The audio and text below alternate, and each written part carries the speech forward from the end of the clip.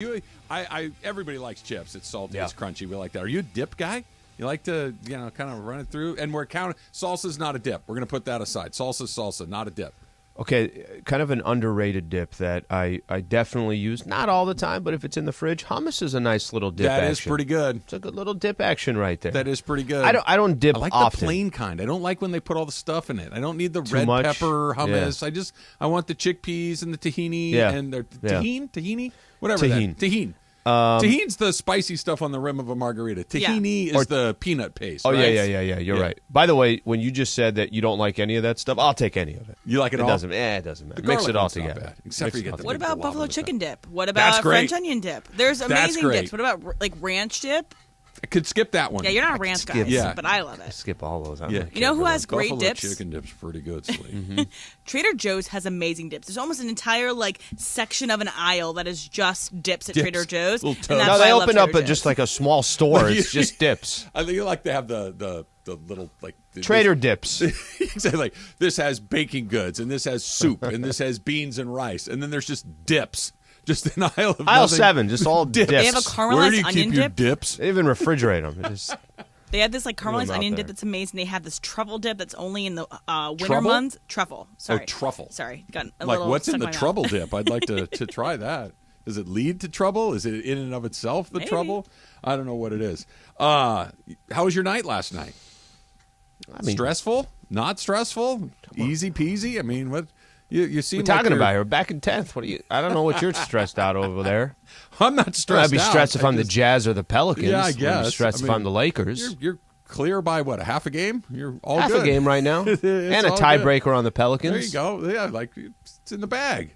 I think tomorrow's game against the Thunder is worth 11 games because the tiebreaker's back in the air. By the way, you know what's going to happen, and I don't know if this is a good thing or a bad thing. I think tomorrow becomes the most important game of the season so far. I thought you said that last night. I did. No, not last night. I said it for the Dallas game, and I said it for the Pelicans game. Okay. But can it kind of change as you go on? It can. Tomorrow's one of those 2-game swingers where you get the tiebreaker too. When we were, I don't know if we did it during Super Crosstalk or not. We may have, or it may have been just something we were chit-chatting about as we were kind of changing over. I think I asked John, hey, how many of these last 10 do they need to win? Because I'm of 6, right? Yeah, so 6. I think 6 you're in the I thought plane. 6. And John goes, it might be 7, actually. That 7 may be the number. I ran into Michael on my way out, asked him the same thing. 5? Michael said 7. Oh, he did? Yeah, they both said 7. So I still think 6. 6 puts them at 42 and 42. Yeah. I feel confident that Here's why I think you don't need 7. Nobody else is going to run away with anything. I think so, too. Right? It's 5 not like is good luck. It's not like the Jazz. It's not like even Minnesota, who's getting a little healthy. Nobody's going to really run away with anything. What was it like last night? Take me through because on TV it did. What was the game we were talking about where it had this incredible buzz and energy and vibe? It felt like it was the Powell retirement game where it felt like that was the Memphis game where it had this, even on TV, it had this palpable energy to it. At least through television last night, and I watched it on ESPN. It did not feel like that. Did it feel like that in the house? It definitely did not have that buzz. Yeah. Well, a couple reasons. Number one, I'm going to go back to this. It's not like you're watching Laker games and when the game's over, you're like, that's a good team. Yeah. You're not saying that the last couple of weeks. So I think part of it is that. I mean, Monty Williams decided to take, I want to say the Suns came all the way back with about 8 minutes left to go to 1-point game. He takes Devin Booker out. Booker's basically getting a bucket. Every possession, Booker's getting a bucket. I hear John and Michael say, well, looks like the Lakers will probably extend that lead. Why are they taking him out? Blah, blah, blah. But it's a 1-point game with 8 minutes left to go. It's a close game again in the fourth quarter against a Suns team that doesn't have DeAndre Ayton and does not have Kevin Durant. 2 incredibly big pieces. Yeah. So I don't think there's really that buzz right now. I think it's more survival mode. I think every time the Lakers win a game, there's kind of like all right, probably wasn't the prettiest, but we'll take it and go. That was Orlando on Sunday. Yeah. That was tonight, what or did those that was two yesterday. games have in common? What did the Orlando game and last night have in common? Which is, look, I'm thrilled, and it's awesome to see, and it is fun to see, but the last 2 games they've won is because Austin Reaves has been their best player. And it's just that is so unexpected. Yeah. It is so unusual that a guy that, to start the season was probably at best a role player and then morphed into an important role player. And now last night was a starter and has, in the most important stretch of the season, been exactly what you would hope your best player is, which is, guys, I know this is a huge one. I got it. He had it against Orlando. He had it last night. That Austin Reaves is the guy with the big, broad shoulders that's carrying this team is remarkable. Great. Not the least bit frustrated by it, but thank goodness Austin Reaves is up for the moment because some of the other guys have Last I checked, he's getting the MVP chance. So exactly. I don't know what you want me to Mark Jackson tell you. And Mark Jones were doing the game last night for ESPN, and Mark Jackson's like, no, I'm not here for this. He was like, I know, I understand what they're doing, but we're not doing this. That might be the most loosely chanted 3 letters in the history of sports. MVP is thrown around no tomorrow these days. He's MVP of this team for the last 5 days. Hell yes, he is. He is the MVP in the last, going back to Sunday afternoon against the Magic. He absolutely has been the MVP. They don't win with him last night. If he has a below average game or even really just an average game, they lose. He had a career high in assists last night. He had a career high in points on Sunday night. Before, Austin Reaves is the reason the Lakers have won these last 2 games, which is just bizarre to say. Awesome, but bizarre. I think, too, you kind of know you could sense the magnitude of it and kind of the desperation because pregame show, Darvin Ham kind of indicated that he might change something up as far as the starting lineups. Kind of threw everybody off. Nobody really thought. But it makes sense. One of my Lakers Talk dailies this week was on should they change the starting lineup. Last week we had somebody call in and say, hey. Earlier this week. Or it might have been Monday or whatever it was. And we both kind of were like, nah, you can't do it because of Beasley, shooter, this, that. No, desperate times call for desperate measures. And if you got to move Austin Reaves from the bench, bring him into the starting lineup, you have no idea how it's going to work out. Is it going to destroy your bench? It doesn't matter. It's like you got 10 games left. Every one of these matter. Throw them in the starting lineup and just see what happens. This kind of shows, too, that there isn't a script or a blueprint that the Lakers have that you could look at and say, wherever you can get it, yeah, I got it. I know how to win. That's not exactly the case. So you'll probably have a better recollection of it than I do, but I know that this number was right. At the half, Anthony Davis had 7 points. Right? He had 7 at the half. I'm like, really? Like, I mean, come on, we're down to 10 games. Really, come on, man. Come on. Let's get and engage. And you get to the end of the game, and he was okay. But second half, he was much better.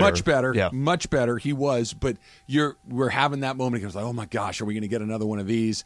And you thank goodness that Austin Reaves was there. That's a sentence that I never thought we'd be as we got down to crunch time. That Austin Reaves could have a great game. It's the NBA. Any of them can have a great game on any given night. Yeah. But that he's had back-to-back great games when you absolutely had to have them, that's what you would expect from Anthony Davis. Hey, we got to have it tonight. We have to beat Orlando. I got it. Here's 40, 15, and 8, right? Austin Reaves did it twice.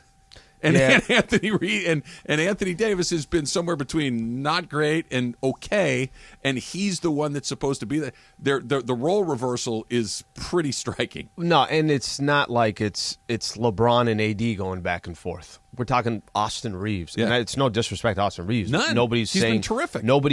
I wasn't walking in to Sunday's game saying, watch out for 35, 6, and 6. Watch out for 25 and 11 from Austin Reaves, but give the man credit. He's doing what he's doing. Where do you think that fearlessness comes from? Because he's not scared.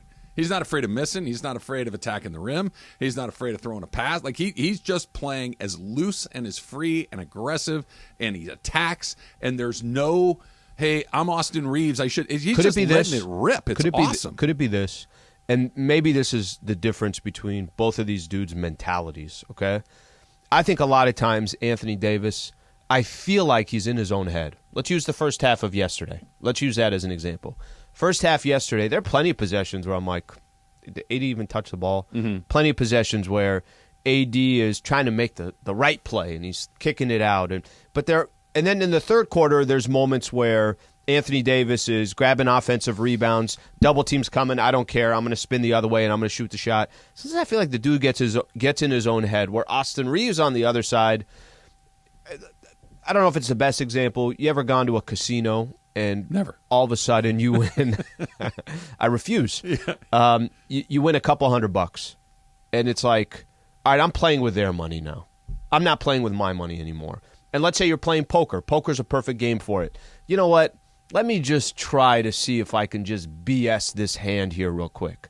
It's not my money, it's their money, right? And rather than when I just lost $200, I'm tight as can be. I only have so many chips left. I feel like Austin Reaves is playing with house money in the NBA.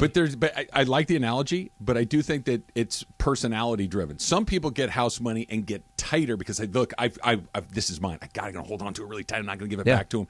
And Why then are you describing me? And then I'm the same way, by the way. And then there's the guys. What do I care? And both the other way. Even if you lost a bunch of money, it's gonna come back around. I'm good at this game. I got this. It's fine. I don't need to worry about it. I had a little bad luck. It's going to come around. It's more between your own ears than it's I'm up or down. Like Austin Reaves, I think, whether has he an missed effort mentality. Yeah, it's one of these.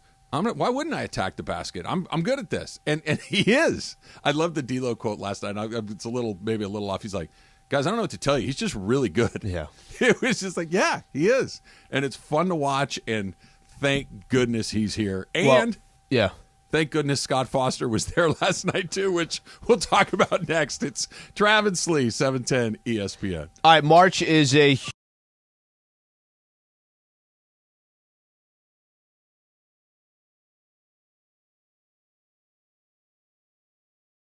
Yo, what's going on, everybody? It's Cap. Right now, standing in the 909, the greatest sports bar on the planet, here inside Yamava. Now, on Thursday, March 23rd, we're back here at Yamava, so make your plans. All the college basketball games. Former UCLA star Darren Collison is going to be with us. Come on out and have a great time. Now, look, you got to be 21 to get in. We want you to gamble responsibly, of course. But we are having a party at Yamava Thursday, March 23rd. We'll see you there.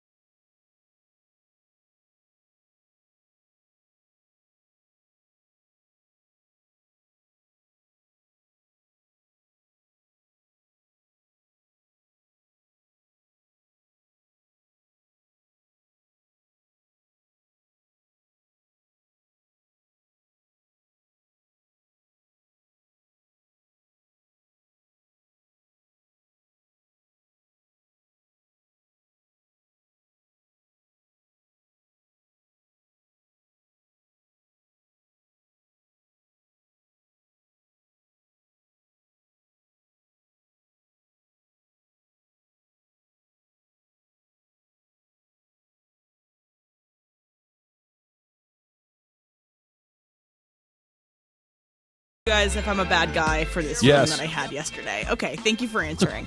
So yesterday I went to the Apple Pan off of your suggestion from talking about it on the show yesterday. It was a really great meal. Had a great time. I took my friend who's visiting. I preferred you got in the hickory instead of the steak, but I appreciate that. I had 9 slices of Shakey's yesterday. Did you go deep? Walked in the post game. There's just all these pizzas here. I'm like, gosh. okay, I'm gonna have. There's still a slice or two over there, and a piece of fried chicken. That's what I left. That's what was left over from. Did you my eat the meal. fried chicken, Taylor? No, I was going to say the pizza looked a little congealed. Yeah, That's not how I like it. Anyway, so I went with my friend, and I sent you some pictures. It was really good, but we were kind of in the area. What was that other? I saw chocolate cream. Was the other one banana cream? Yes. No. It was coconut cream. Coconut cream. So it was really good. Had a good time. But I was in that area and I have an espresso. So you had to go to like weird special stores for an espresso. So you have to you can buy it online, but I'd rather go into the store and talk to someone about what I want to get. Anyway, so one of the only places to get it is in Beverly Hills. So I was going over there. Must be nice. Must be nice. I know, guys. I know, guys. You know, it's really rough for me to go over there. But anyway, I parked. She's spending all of her money on coffee instead of getting a car that can get her to and from work every day. Okay. But I parked in the street and Trader Joe's dip. Okay, there are some things that make my life better. One of them is coffee. One of them is Trader Joe's dip. We don't know what we're talking about. Literally ignore us because we are not going to help your story. I will be quiet. Go ahead. I Sorry. found a parking spot on the street, paid for it, everything. But the car in front of me was a nice car, very nice car, had a Suns license plate, Suns decal license, like Phoenix Suns, and they were parked in a red area where they were not supposed to park. So it's illegal to park there, and I parked right behind them. When you're not in the playing tournament, you run by different rules. Right, exactly. You do what you want to do. You can park anywhere. Obviously, there's kind of this thing going around. Diplomatic immunity. You can just do whatever you want. You just have the standings on your dashboard. There's been a series. Number 4 in the standings. There's a series of celebrities that have gotten in trouble recently for parking in places they shouldn't be, and just saying essentially that's the fee for parking for them. They've got the ticket, they don't care about paying it. Regardless, I come back from getting my espresso, and I'm walking there, and I see a cop, like a ticket person, Meter maid, yeah, going up and cruising up near my car and their car. Am I a bad person for really wanting them to get a ticket? Because it's a really nice car, parked illegally. You probably pointed him out, Emily. You're like, this one right here. Right. See, he was 2 blocks away, and he's like, there's she's a Mercedes. Jogging to the car with the guy. The thing is, too, Hurry. there's public parking in Beverly Hills, right next to it. Like, you have free No, by the way, you're not a parking bad there. person. Am I a bad person? No, I don't think you're a bad person. I really don't. When people parking is kind of, there's a couple things that get me. Let me give you an example. And this happens all the time. When you're getting ready, when I leave the station here, I'm getting on the freeway to go back down to Pasadena. And I'm waiting in the same lane everybody else is waiting in. And you got that one car that will just go. It's, you're going to exit maybe, I can't remember, is it 5th Street, 6th Street, whatever it is. And that lane is only for 6th Street, right? And they just come all the way up. And whoever the hell lets them in at the end, and they just didn't have to wait for that 6-7 minutes, suck. whatever it is, that really, really bothers me. Parking, when people take up 2 spots, they do this. We're just running a normal society. That's all we're looking for. Right. I have no problem with you hoping that they get a ticket. And you know what? That person, the meter maid, cruised up to that car, looked at the car, didn't ticket them. And that also made me mad. Because I was also like, okay. And you're 100% sure it was parked illegally? 100%. I didn't take a picture because obviously I'm not going to should have posted air it out. Bro, they're in on it. But They've got the parking people paying them to the side here, exactly. man. Like, your whole job is to ticket people for parking, and this person is clearly parked illegally. And anyway, it wasn't even in a handicapped spot. It was red, and they shouldn't have been there. So I was mad, and then I drove home. Parked in red. Rocking a Phoenix Suns something. Lakers have the Suns that night. And this person can't They're get a just showing ticket? off. It's probably Devin Booker's car. It might have been. Honestly, I thought what kind of car was it? It was a large white Range Rover. Okay. Yeah, so it's a nice car. Yeah, those are nice. Could have been a player's car. Yeah. But also, why would you put... the thing is I don't know if a player would have a decal saying that it's from the Suns. It reminds me of one of my favorite stories ever. I don't... You know where I'm going with this, right? Because you're like, if you're Chris Paul, you don't have a Phoenix Suns license plate holder on your car, right? But it reminds me of one of my all-time favorite things when Joel Embiid went out to the club in a Joel Embiid jersey. It is like next level awesome. I went out in Philly one time and I saw Joel Embiid at not a club but at a bar. But it's just he wasn't in a Joel Embiid jersey. But you're Joel Embiid in Philly. That's why it's so great. We should go to dinner somewhere. Wear Travis and Sliwa shirts. Have the app on. Playing our show and no big deal here. Joel Embiid is, what is he, 7'2" or 3"? Something like that. Yeah, he's one of the biggest people walking around on the planet. Yep. He's world famous. In the MVP chat every year. The jersey on is just terrific. It's what I know. By the way, Emily, I am on your team in this one. Not only that, like the little scenario that you were talking about, Slee, that bothers me too. As a general thing, I follow the rules. I park where I'm supposed to park. I don't. You and I've kind of given you a hard time, Em, about that you get parking tickets. I've gotten one since I've been here. I understand, but I will drive 10 blocks away to not get a parking ticket. I follow the rules, and when somebody isn't, I want them to be punished for not following the rules. I agree. Because it makes my rule following make more sense. Because I agree. If I could just park in the red, why would I ever drive around for 20 minutes looking for a spot? Now all of a sudden you're, asking the question of, well, why should I follow the rules? And that's when society goes to, you know what? Oh, it doesn't matter. By the way, we'll get into this a little later. I listened to a podcast on AI and Chat GPT. I'm not even worried about the climate anymore. Okay, let me ask you this. The computers are going to get us long before the weather. Let me ask you this. When I went through a streak there watching just kind of nuclear simulations, how is this that different? It's because it's less destructive, I think, like in the carnage. Like you're sending me, because I'm interested. Whatever you're talking about, I want you to send me. You're sending me pictures of like nuclear destruction, like mushroom clouds and things like this. I'm worried about it's a simulator. I'm worried about Terminator. I'm worried about that too. I'm worried about that, where the computers just all of a sudden look at each other and go, "We don't need them anymore, right? We're good, right?" And it feels like we got to get the chips in us as soon as possible. Couple weeks.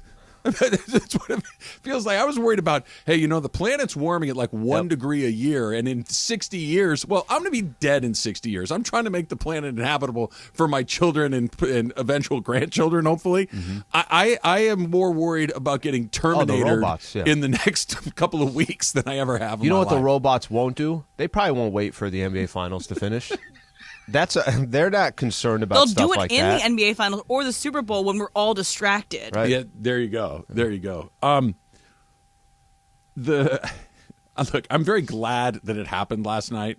Like, I'm not so strident in, well, it's the right thing and the wrong thing, that I can't enjoy it when something that is profanely unfair happens to my team and it's in my advantage. I get it. But I have a quick question for you. Okay. I'm sure you probably talked about it on the postgame show or seen it.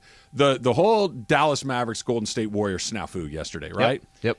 And the referees screwed up. They changed their mind on a call, didn't let anybody know, and gave basically a free basket to the Warriors. Warriors ended up winning by 2. Yep. It was a bad look. And their justification, I still am trying to figure out. Doesn't make any sense at all. Yeah. But I truly believe that it was just a foul up. I believe that they just messed up. I don't argue that there was malicious intent. Last night in the Lakers-Suns game, the Lakers shot 46 free throws and the Suns shot 20. Chris Paul and Scott Foster have a history where if Scott Foster referees a game involving Chris Paul's team gets hosed almost every time. Happened again last night. 46-20. Scott Foster was involved. Monty Williams after the game was furious. Chris Paul after the game, probably because he's just tired of getting fined by it, kind of tiptoed around it a little bit. Okay. But this is a thing that everybody knows about. Scott Foster and Chris Paul. That everyone in the league knows, Scott Foster's refereeing a Chris Paul game, they're going to lose. And we're just okay with that's just accepted. How is that all right? Because think about it like this. Think about if there were an umpire in Major League Baseball where every time he umpired Clayton Kershaw's game, he lost. Every time. We wouldn't be okay with that. We'd be like, well, this is just patently unfair. There's obviously something going on here. And that this free throw disparity with that referee and that player on the other team, glad it went the way it did last night for the Lakers because they won a game they needed to win. Yeah. But how are we just okay with this entire scenario? Explain to me. So when you say how are we okay, what would you like to see? Kind of give me an idea. I don't know what the solution to it is other than removing Scott Foster from the NBA refereeing rotation. But when the scale is like this, or not having him ref Phoenix Suns Chris Paul games. You can't have a vendetta against a person as a referee. It doesn't work. It can be like this. It can be 55 to 45. It could, ideally you'd like it to be 50-50, right? That's a referee that I don't know if this guy even knows my name. Perfect. That's what we're looking for, right? Yeah. It could be 55-45. Maybe in a situation where it's really tilted, it's 60-40. This feels like it's 95-5. And I don't know how we just Scott Foster hates Chris Paul. We just kind of shrug our shoulders and keep it moving. It's bizarre. Okay, so I will tell you that I didn't know, because I don't pay attention to the refereeing. I didn't know Scott Foster was refereeing the game yesterday until post game, and you kind of get some information. I do not know. But Scott Foster's the Foster-Paul dynamic. Yeah. What is there? Is there like a specific number in the games that when it was until a very long time? I don't know if he'd ever won. I know it's come up. It's very heavily tilted against Chris. And by the way, just for full. I'm not a Chris Paul fan. I'm not here to advocate for Chris Paul. I think that Chris Paul is a little overrated. I think that he's a bully. I think that he's a cheap shot artist. I think that, but this is not right. Okay, so let me. Yesterday, I think by the time the first quarter is done, I had said, the first quarter, I said something to the effect, or at halftime, like the difference of the game right now is Lakers they're getting more free throws than the Phoenix Suns.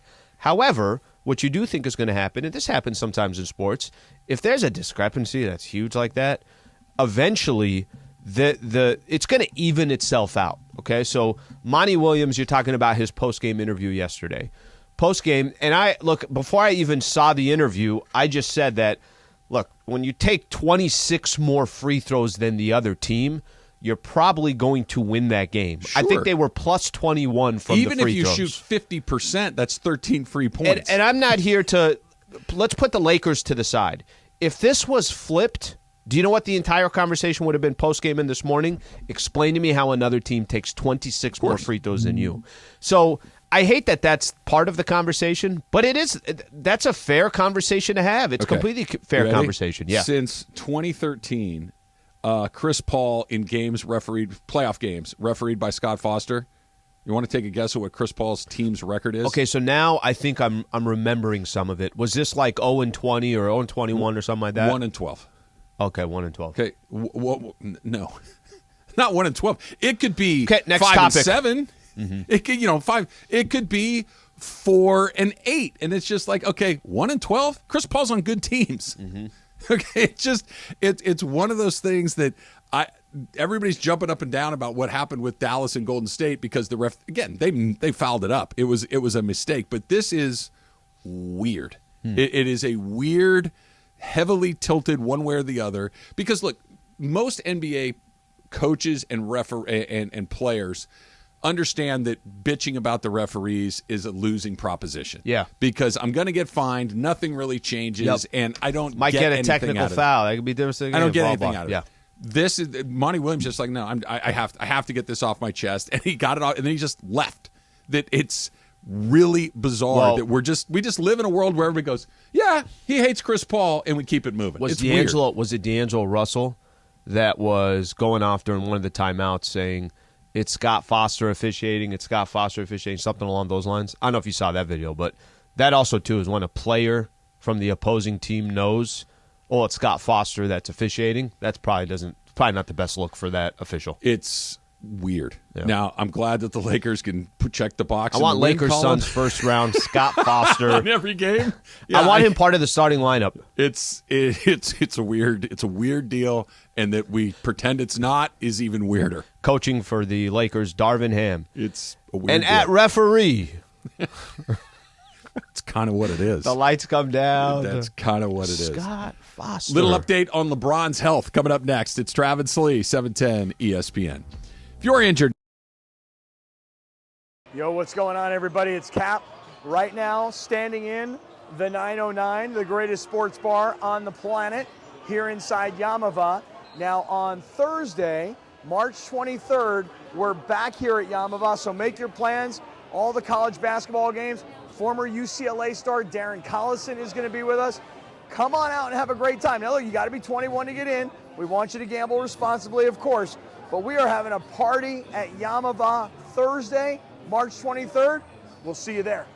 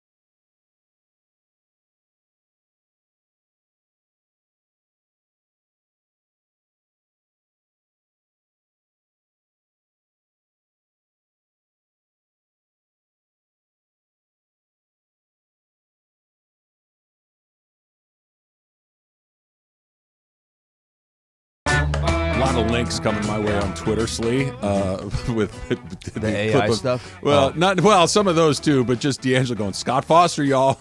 Scott Foster. Yeah, I hadn't seen that. Emily sent that this morning, and I'm like, I was still trying to kind of put the pieces together. But it's also, you don't see him saying it, so how do we know it's D'Angelo Russell? It is D'Angelo. Actually, Okay, if you watch, at the beginning of the video is as he's walking up kind of towards the bench, his head is off of screen, but then by the time he gets there, you actually see it coming out of his mouth. Okay. I am just blown away by how this is a thing that is out in the universe, and everybody's like, yeah, it's kind of weird. Okay, who plays tonight? Like, it's just, don't you want to address that? Don't you want to see if there's something personally, there? Phoenix, stop fouling. Start investigating it tonight. Because what if somebody gives him the stink eye on the Lakers? Austin Reaves supposed to take more free throws than Devin Booker. Okay? I'm sure that's exactly how it goes. Okay. I think Booker took 12 free throws, and I think there was like one other person that took a free throw. That was it. It was something like that. It was weird. Let's try a quick phone call here. Let's go down to Orange County and Fullerton. Franklin in Fullerton. That's what's it? Alliterative. Franklin and Fullerton. You're up next. What's going on? Hi. How are you? I just wanted to talk. You want to talk about unfair? What about the Lakers getting almost 80% of the back-to-back games when it comes to a team coming to LA? The Clippers get him the first night. The Lakers get him the second night. Well, I mean, that's obviously just scheduling. Huh? There's just the NBA loves the Lakers. They give them a break. That's a break because you don't want on your second game you're not going to be as good, especially coming to LA. You're going to go out, you're going to go eat, you're going to go party, especially if it's a Friday or a Saturday game. So there is something to that, but it usually flip-flops, right? The way that it usually goes. Yeah, I don't know. So this is not just exclusive to the Lakers and the Clippers. The Kings and the Ducks have the same phenomenon that goes on, right? Mm-hmm. Where a team from the East Coast typically will come in and play them both, either in 2 out of 3 nights or in back-to-back nights. Same exact thing when a team comes in to play the Lakers and the Clippers, East Coast teams for the most. Usually one year you're on the front end of all of those, and usually the following year you're on the back end of most of those. I don't know the math. Out. I would not be surprised if that's not even. Yeah. I would not be surprised if that's not even Lakers and the Clippers. Well, the other part of it is, too, is TV. That you want the better – they're going to put the Lakers on TV – TNT, ABC, ESPN, the bigger games more often. They do. They draw a better number even when they're not as good of a team. Yep. So look, David Stern said this, I don't know how many years ago, when asked what's your dream finals what's your dream matchup in the finals? He said the Lakers versus the Lakers. The Lakers are the engine for the NBA. Have been for a very long time. That they have a vested interest in promoting them. It's not a secret. I wonder if it was different. Let me just use as an example. The Thunder play the Clippers tonight again, and then they play the Lakers tomorrow. So that means Lakers will get them second of a back-to-back. The Knicks, when they were in town, played the Clippers on a Saturday. Lakers got them in the second of a back-to-back on a Sunday. Same thing with the Raptors, something like that.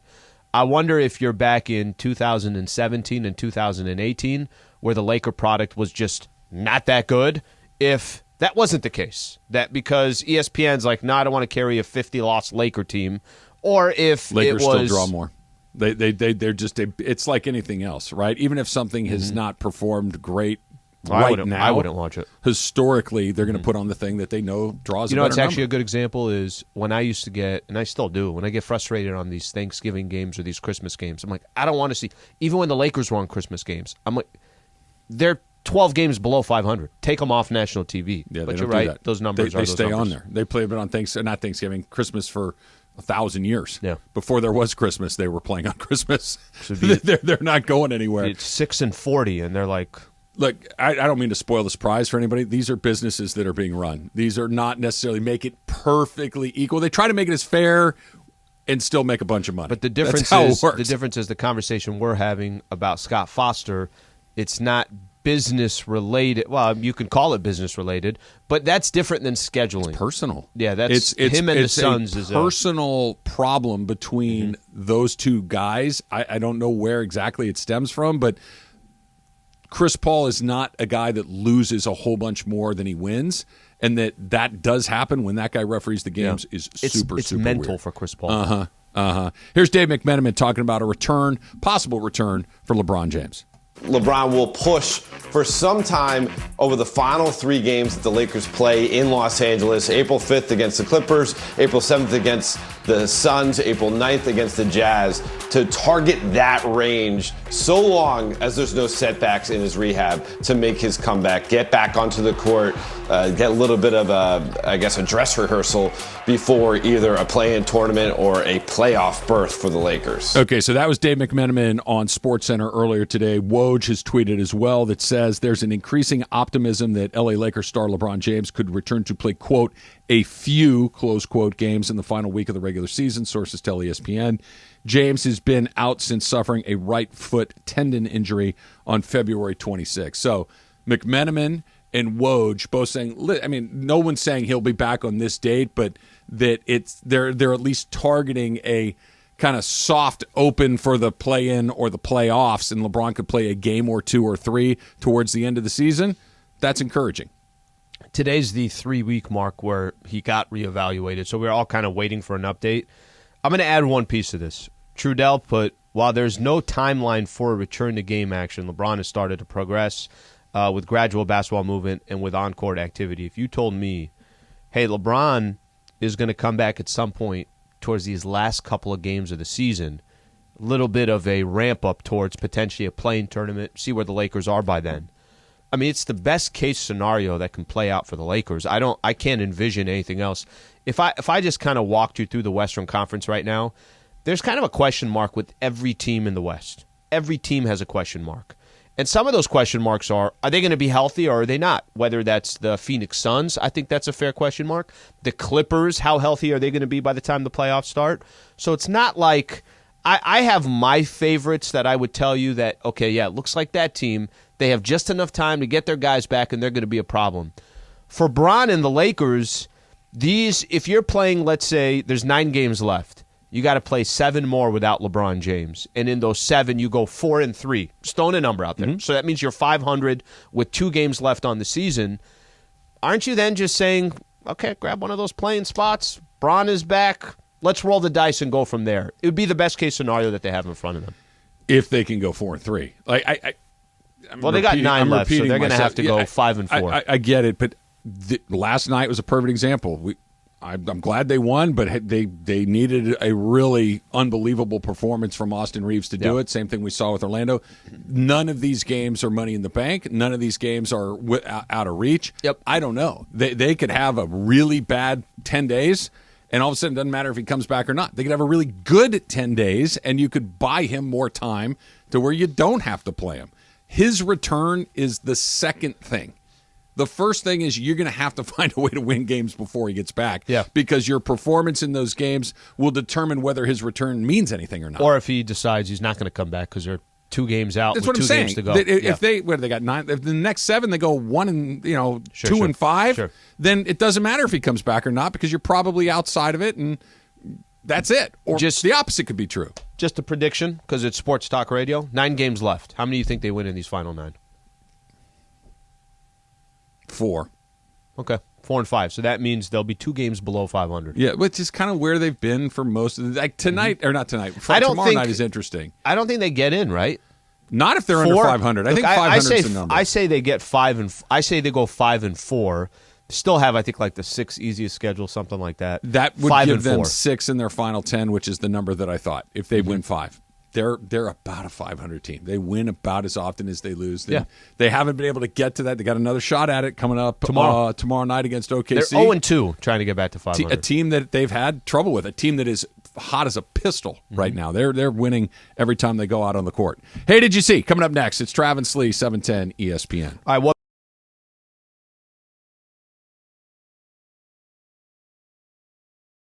Yo, what's going on, everybody? It's Cap. Right now, standing in the 909, the greatest sports bar on the planet, here inside Yamava. Now, on Thursday, March 23rd, we're back here at Yamava, so make your plans. All the college basketball games. Former UCLA star Darren Collison is going to be with us. Come on out and have a great time. Now, look, you got to be 21 to get in. We want you to gamble responsibly, of course, but we are having a party at Yamava Thursday, March 23rd. We'll see you there.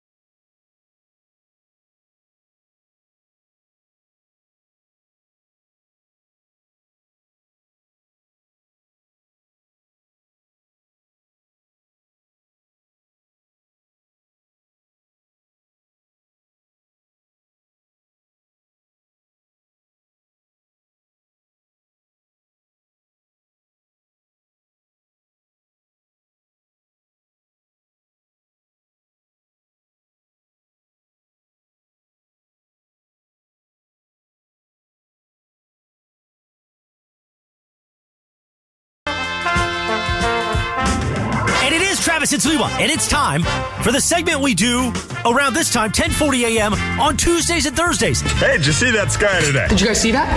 Did you see what I see? Basically, the days we don't do Ask Slee, we do this thing. It's called Hey, Did You See? Did you see that? I saw it. I did it. Did you see the memo about this? I mean, I'm excited. You can tell by my read. Hey, did you see? Oh, hey. Did you happen to see? It's time for Hey, Did You See? Hey, man, did you touch my drum set? Have you read this? Right now on Travis and Sliwa. So Emily's got a little phone game that she wants to kind of throw out at the top of next hour. And Taylor, you are the one that I have no guess on. I'm trying to figure it out. We'll get into it a little bit phone later. Game? Kind of a guessing game about all of our phones along the way. And I'm very, very confused as to how I'm going to guess for you. We'll do that coming up in about 10 or 12 minutes. What do you got for us today? I can't wait. Yeah. Okay, guys. Did you see that 38% of Americans prefer their coffee unsweetened? So, Travis, what goes best with a cup of coffee? So I like a bagel with a cup of coffee, and I like a very savory bagel sandwich or a bagel. You got to clarify. I want to split the difference, right? Not the bagel that you're thinking about, Em, with the egg and the cheese and the meat and all. Taylor and I wouldn't know about a bagel, but I love it with the cream cheese and the tomato and the caper and the onion and sometimes if I'm feeling fancy, a little lox. That's my favorite thing to have with a cup of coffee. I don't like coffee. Yeah. Really? with like a donut or a muffin or that's not really my jam. I prefer something. What about sweetener? Savory. No, I take my coffee either black or with a little bit of milk, never sugar. Real man. What about you, Slade? No sugar for me. I do put a little bit of milk in there, but some of my favorite cups of coffees are with some type of a sweet, some type of a dessert, right? Whatever it is. If you're at a restaurant, I don't know. This was what's today? Tuesday night, Wednesday night, whatever night it was. Went and had some dinner, and when I was done, I'm like, yeah, let's get a cup of coffee over here. It was late too. It was like 7 o'clock. I don't know why I'm getting a cup of coffee, but I could sleep. I'm okay. Yeah, with you're that. lucky. I don't have that issue. But with that, I'm gonna get some dessert here. Like a little piece of cake or pie or something. This was a what's the creme brulee? Just like that's good. It was pretty damn good. Was there some sliced strawberries on coffee. top of that? There was some sliced strawberries. Of course there were. Yeah, that's how you do it. Yeah. So my ideal cup of coffee, if I'm going to go out get cup of coffee somewhere, if some place has a lavender oat milk latte, immediately I'm getting that. It sounds amazing. Well, Beverly Hills, I am. An espresso machine, coffee, double park. There are some things in life that are Where's this beautiful lavender from? and lovely. And I think coffee can be one of them. You're like her coffees are my martinis. Yes, exactly. There's a right way to do it, and when it's done just right, transcendent. And then my favorite pairing with a cup of coffee, my mom makes this amazing coffee cake. So if I'm at home, I love my mom's coffee cake. What about you, Taylor? A cup of coffee, a joint. All right, guys. Next up, did you see that 55? That good answer came out of nowhere. 55% of recent high school graduates either have no plans to attend college or are uncertain that they will ever attend. So, Sliwa, do you believe that college was worth it? Why or why not? I think it was worth it, but it's worth it for a couple of reasons. Number one, I think living a college experience is great. Like having that opportunity to be at a college, meet some new people. You're at an age too where you get to experience stuff that, at least for me, high school and college was completely different for me. So getting that college experience, I think, was important. I think the other reason why it's important, you don't have to do it, but unfortunately, every job, there's so many of them that require, where'd you go to school? Where'd you go to college? What'd you study? Now, that's not as much the case maybe today as it was 20 years ago, but it's still an important kind of factor to getting a job. I think Al basically is spot on. The experience of college is what is worth it, right? To learn to live on your own, to learn to solve problems on your own, to learn to interact with people that you both like and don't like, right? That you need to learn how to get along with people that you maybe don't like. You're going to have a boss you don't like. You're going to have a coworker you don't like. You need to figure out how to solve that problem. You can start figuring that out in college. The only thing the cost of it has gone through the roof, so the ROI, so to speak, is lower than it's been in a very long time. I have a buddy of mine that hires a lot of people, and he's got a very important job, and he's told me this a long time. The only time anybody ever asks you about your degree, your GPA, where you went to school, is your very first job. After that, they never ask. They never ask. It's, what did you do there? How did you do? How did you improve it? Check. They don't. Like that first one, it's like, oh, you graduated from Fullerton, you graduated from Long Beach State, UCSB, UCLA, whatever it is. But after that, it's, oh, you worked at 710 for a while. What did you do for them? Who'd you work for? It's your job experience. Once that first job is in the rearview mirror, it's all about experience. And told ESPN, now, Harvard. If you're going to be a doctor, a lawyer, an engineer, yeah, pay attention, go to school, do a good job. Yeah, the rest if you of have us, the extra if you're going to be a political science major, thumbs pointed at me, it doesn't make a whole hell of a lot of difference. Yeah, I think that one of the main major things in communications. Same difference. Literally. Same difference. One thing that makes it a little worth it is, at least at my school, the network is so big and it's a school that's known. There's people from my school everywhere. But I think that you could also find something similar to that where you can relate to people everywhere. And I'm lucky enough that with scholarships and going in state that I'm not crippled by student debt. It is something that's still there. But personally, I think that it was really worth it for me just because I needed that time away from my parents. Financial aid action. That's nice. I could throw a baseball. That helped. That helps too. We wanna both found come a way here? through the yes, system. I would. I will pay for it. Awesome. I'll go there. That sounds good to me. Okay, hey, did you see that people with no formal religious identity form 26% of the total population in the USA? So, Travis, if you could design a religion, what would you center it around? Just it's literally, and I think all religions have this at one point or another. It's the one thing, and it's the truest thing. Baseball? No, the golden rule. It's literally that simple. Just everything, if everybody operated on the golden rule, treat people the way you'd like to be treated. Mm-hmm. That's it. I think we'd all be in a pretty good spot. Everything else that this God or your God or that God or this prayer or that prayer, whatever, whatever kind of flavor ice cream you like, good for you. I don't like any of those ice creams. It's not my thing. Just treat people the way that you'd like to be treated. Mm-hmm. Everything else takes care of itself. Yeah, I think, being good to others is probably, at the end of the day, and it doesn't matter. I think that's the best part about it. It's like, all right, you're this religion, you're that religion. Cool. Awesome. If that helps you be the person that you want to be, awesome. I'm going to treat you the same way. Doesn't matter. I think sometimes, unfortunately, religion has completely and continues to get... Do you have any examples? Completely divided, has divided people, which kind of takes away the whole purpose of the religion. It's like, well, why even have the religion? Yeah.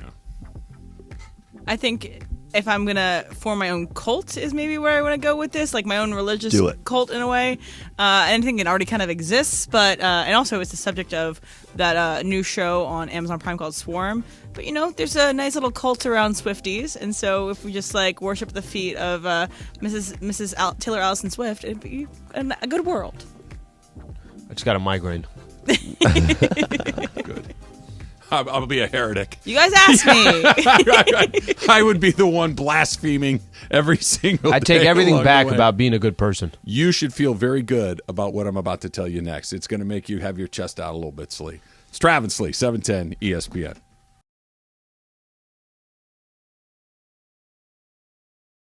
Yo, what's going on, everybody? It's Cap.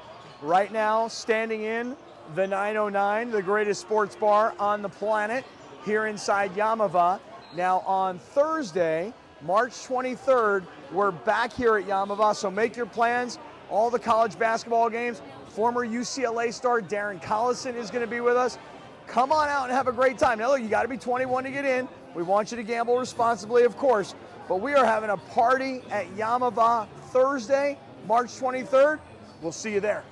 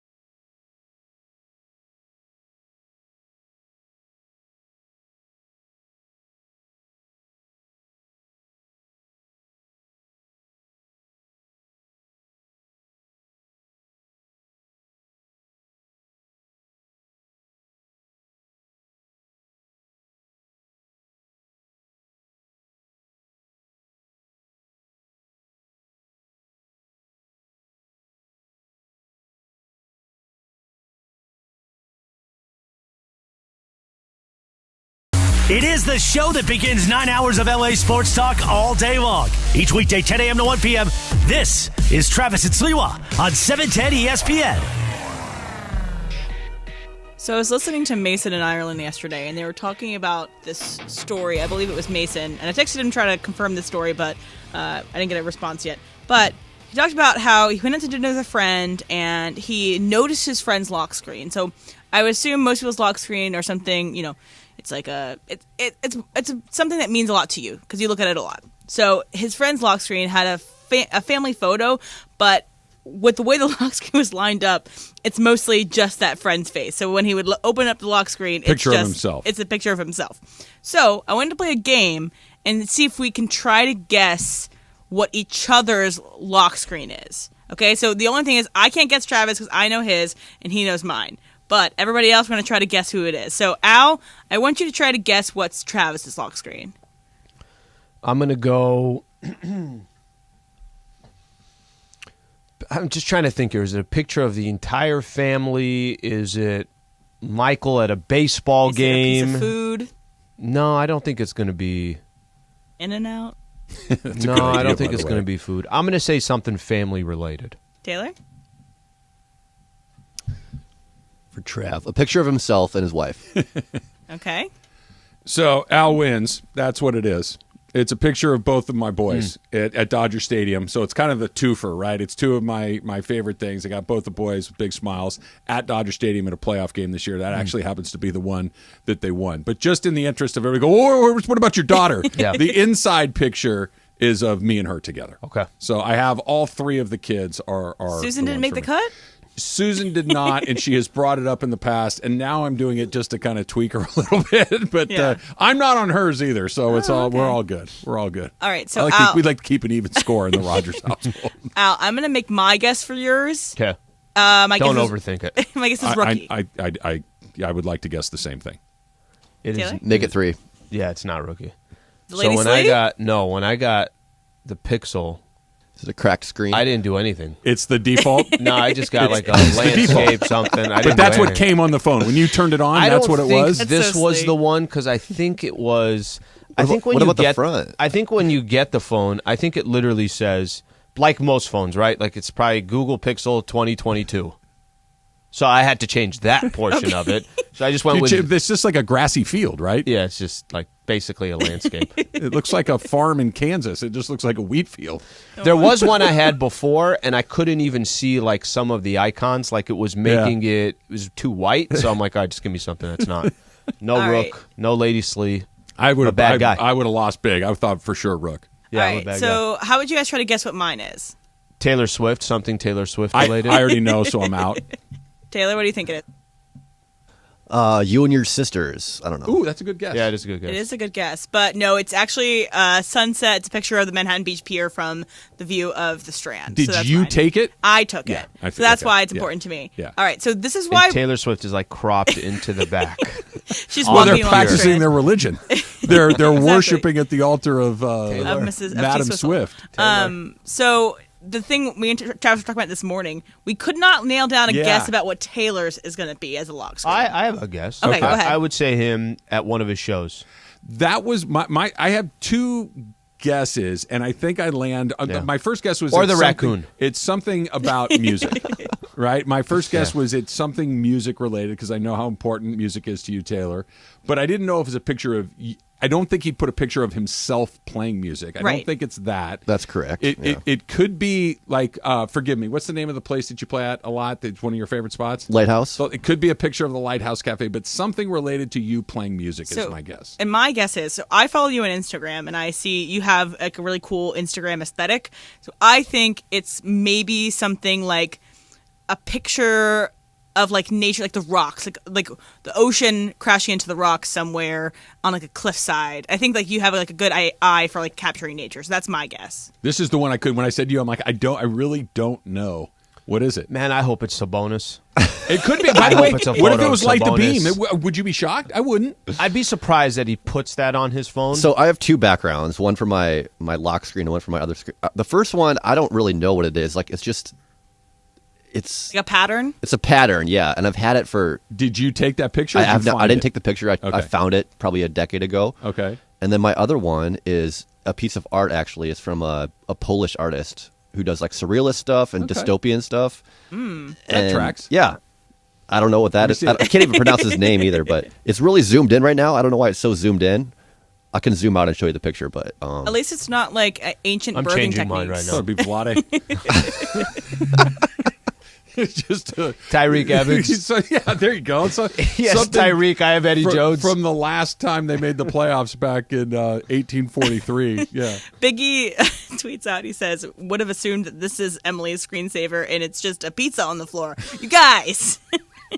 No. I don't know if that's like what I'm going to see every day when I open my phone. I knew that you would have something personal to you, right? Yeah. That it would be either family or something that is to you. That you had the default Slee is not surprising. I could have had 100 guesses at Taylor and not gotten it right. We were all pretty on brand. That Taylor is unknowable. Yes. And then and Travis has family. And Sliwa did nothing. And you just took it out of the box and plugged it in. That seems about right. So ESPN put out their list of the top 100 players in Major League Baseball today. If you're a baseball fan, highly recommend. It's interesting. It's like a little paragraph on each of these guys. And I think it's really fascinating how this thing breaks down. And I want to start with the guy that was the number one player and not a big surprise, right? Shohei Ohtani, number one. Duh. Yep. Right? Number two, Mike Trout. Sure. Right? Mike Trout. Why wouldn't he be number two? The Angels have no other players in the top 100. Zero. They have Shohei Ohtani and Mike Trout. They have the 1 and the 2. If they were an NBA team, they'd be a really good team. They have 2 of the top 2. Okay? You can't do any better than that. Right? They have 0 from 3 to 100. The Dodgers have 2 in the top 10.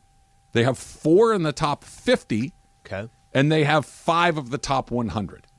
Okay. They have 5, 9, 46, 47, 81. They have Freddie at 5, Mookie at 9, Julio at 46, Will Smith at 47, Kershaw at 87. Okay. Sounds about right. You got 5 of the top 100 players in the game. It's probably not a huge surprise. By the way, Trey Turner, he was on the list. He was top 10. You had Corey Seager. He's like top 25. Yeah, they know what they're doing. Once he gets back, who knows? He might be top 100 again. San Diego has 6 of the top 100. 4, 6, 25, 28, 78, and 80.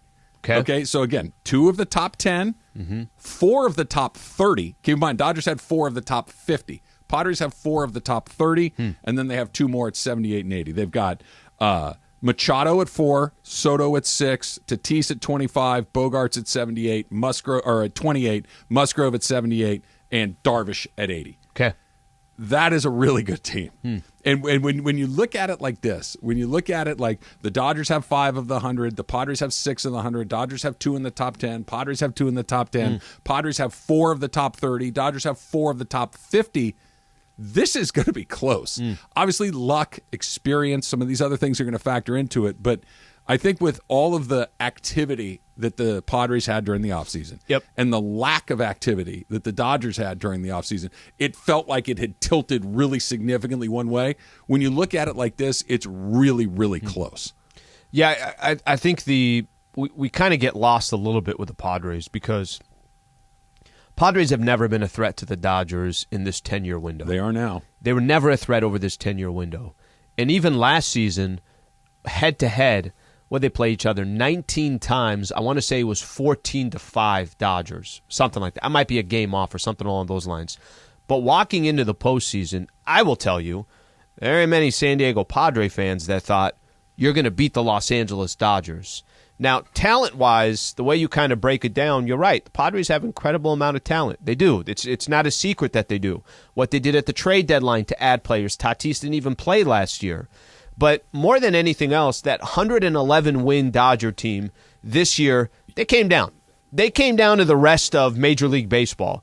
So you don't have to win 111 games to win a World Series. So they came down to where all these other teams were just hanging out at. Now the Padres, you think, went up a little bit. So more now than a little bit. And now and they'll just get Tatis back, and we'll see what happens with him. Tatis landed high. Yeah, that's higher than I thought. That's high. That's higher than I thought. He didn't play last year. A year ago would not have been a surprise. Today it's a surprise. Yeah, today it's a surprise. And then, of course, you have all of the extras that go into these sorts of things. So you look at it, Freddie Freeman, highly experienced. Mookie Betts, highly experienced. Julio, Smith, Kershaw, right on down the line. Machado, very experienced. Yep. Soto, very experienced. After that, it gets pretty thin pretty quickly. Bogarts. But Bogarts, yeah, really good, but new but experience. You said experience, ton of I'm money. Mm-hmm. Yeah, but again, not like year after year after year after year. And then Musgrove got some experience last year, but really his first time in the pool. Darvish has been around. He's done it a long time. I cannot wait for these games. And the way that baseball schedule has this set up, yeah, you said it was a little perfect. It's almost perfect. How is it again? I don't remember. So they play them twice in May. Okay. So you get an early look at it, and then they play them again in August, and they play them again in September. So you go through a couple of months where they do not play each other. So maybe somebody pulls away, maybe they don't, maybe they stay close, but it's not. And again, because there's fewer of them, they matter a little bit more. Sure. Because they're much closer than they've been in a long time, they matter a little bit more, and it could come down to, you beat me 2 more times than I beat you, and that's the difference between I don't have to go play the Braves or the Mets or whoever in a winner-take-all 3-game series, which you got to go on the road and all 3. It's a very complicated path if you're not a division winner. Do these 2 franchises to you, is it more interesting because of the playoffs last season? Yeah, I think so. If hypothetically, if they didn't play each other, and the Dodgers were eliminated in the first round, and they played the Braves, or whoever it is, right? Would that have? Is it because the postseason was the postseason, and that the Padres, who have got dominated by the Dodgers, actually won a playoff series against the Dodgers? Does that have a lot to do with some of the hype coming into the season, or is it no, they got a lot of stars, we got a lot of stars, they're going to go against each other? It has something to do with it, but not much. Okay. Because the Dodgers have lost to a lot of people in the postseason. It doesn't mean, the Padres, they lost to the Nats, they've lost to the Braves, they've lost to they've lost Cardinals, to everybody, right? They've lost to a lot of people along the way. The reason it's different for me is because of the way that the Pods went out and spent their cash. That they went out and re-upped Machado for a fortune. That they went out and bought Bogarts. That they went out and they'd already they'll paid have Soto all season. Darvish is still a very good major hater league all pitcher. season. Hater all season. Musgrove really kind of took a step towards not just like, that guy's pretty good, but I'm not. That dude can show up and give him the ball, beat you by himself. That's something that they haven't had a lot of. And this is the other thing, and this is, you tell me what you think about this as a Padre fan. One of the things I loved about being a Dodger fan was once you got into the season, if you needed something, you knew they were going to go get it. There was no, we'd like to get that pitcher, but we don't want to give up the prospect. We don't want to pay the going rate or whatever it is. And the Dodgers would always go do that. The Padres were kind of halfway in, halfway out on some of this stuff until Seidler showed up. It's like, do it. And they're all in on everything all the time. If they need, and let's say Josh Hader, something happens and he's unavailable. They need a closer. They'll go get one. You need another starting pitcher. They'll go get one. Yeah. They're not going to let, we don't have the resources to go do it. Yes, they do. They're going to go do it. Is this a Rosenthal angle? Are we going to Ken Rosenthal again? Are we doing it? That's the thing that you've seized on. It is so odd to me. I like it. I like that you've taken this guy that's got like 30 years of doing this and being right like 99% of the time. That's good. It's like good. He got one wrong, but because it was your squad, you just absolutly beat the guy. Are you going to hate on his bow ties now, too? Are you going to go after everything? Time, this is so stupid, but it is pretty funny. And I think everyone who cheers for a team can relate to this, okay? The Sacramento Kings will probably always mention that Game 7 or that series against the Lakers where they thought the referees, it was just so lopsided, right? Well, we just did Scott Foster. They thought. Yeah, I was going to say, I don't know if they thought it was lopsided is the we just did, accurate characterization. Moving on, Slee, moving on. We just did Scott Foster and we just did the Chris Paul. The Rosenthal, you're right. He is 99.9% accurate like in his career. Years. He's as good as it gets. But the fact that he said, it looks like Scherzer might be going to the Padres, and it didn't happen, every San Diegan's like, really, Rosenthal? If he said he thought he was going to the Mariners, you wouldn't even remember. You would. I don't even think it would have. Well, all I know, he shown up on your probably phone. said that before he said the Padres. Right? Yeah. Who? I don't remember that. But he stepped on your Padre toe. Oh, that's pretty funny. I have a tweet from Matthew Pelosi. So he says, obviously Alan Sliwa doesn't have any identifying info on his lock screen. What if it fell into the wrong hands of the enemies while on a mission? Very good point. This is why. That's right. You got to make sure we get it right. A lot of people are sending in their lock screen. I like this. Like this, George sent in a picture. He's got a big picture of Saturn on it, so he's interested in astronomy. So I do think there's a little bit of a tell in what you have. Like you can get a little bit of somebody's personality on there. But both in if there's nothing there or what is there. Like if there's a picture, put it to you this way. If it was just a giant picture of the phone owner's face, you're like, well, that means something. If it's of their girlfriend, of their dog, of their wife, their kids, it tells you something. It's a picture of Dodger Stadium. If it's a picture of the Rose Bowl, like you're like, oh, I know a little bit about that guy. There's a little bit of a tell in these pics. Lady Slee, I know, has, and she's had it on there for years, a picture of her mom and her nieces and nephews when they were all young. That's it. That's been like the same photo for X amount of years. Yeah, I have you can put the picture in for each individual person in your phone contacts. I have Michael's. He's like 5. He's 17 now. I've left it in there for Bobby's is when he was a freshman in high school. He's 22. Like I don't change those very often for that reason. They're very specific. Francis says, Slee keeping the default lock screen wallpaper is the I had to change it. Yeah, but ever. Francis, I had Did you to already actually change it? No, I haven't changed it yet. I'm saying that it wasn't the original default. There was one step to get to the landscape. But you picked a landscape that was one of the preloaded landscapes, right? 2,000%. 2,000% I did. I love it. All right. National Chip and Dip Day. I'm going to do a little chip draft. Coming up next, it's Travis Slee, 710 ESPN. This March, take your first shot at hoops with FanDuel. Yo, what's going on, everybody? It's Cap. Right now, standing in the 909, the greatest sports bar on the planet, here inside Yamava. Now, on Thursday, March 23rd, we're back here at Yamava, so make your plans. All the college basketball games. Former UCLA star Darren Collison is going to be with us. Come on out and have a great time. Now, look, you got to be 21 to get in. We want you to gamble responsibly, of course. But we are having a party at Yamava Thursday, March 23rd. We'll see you there.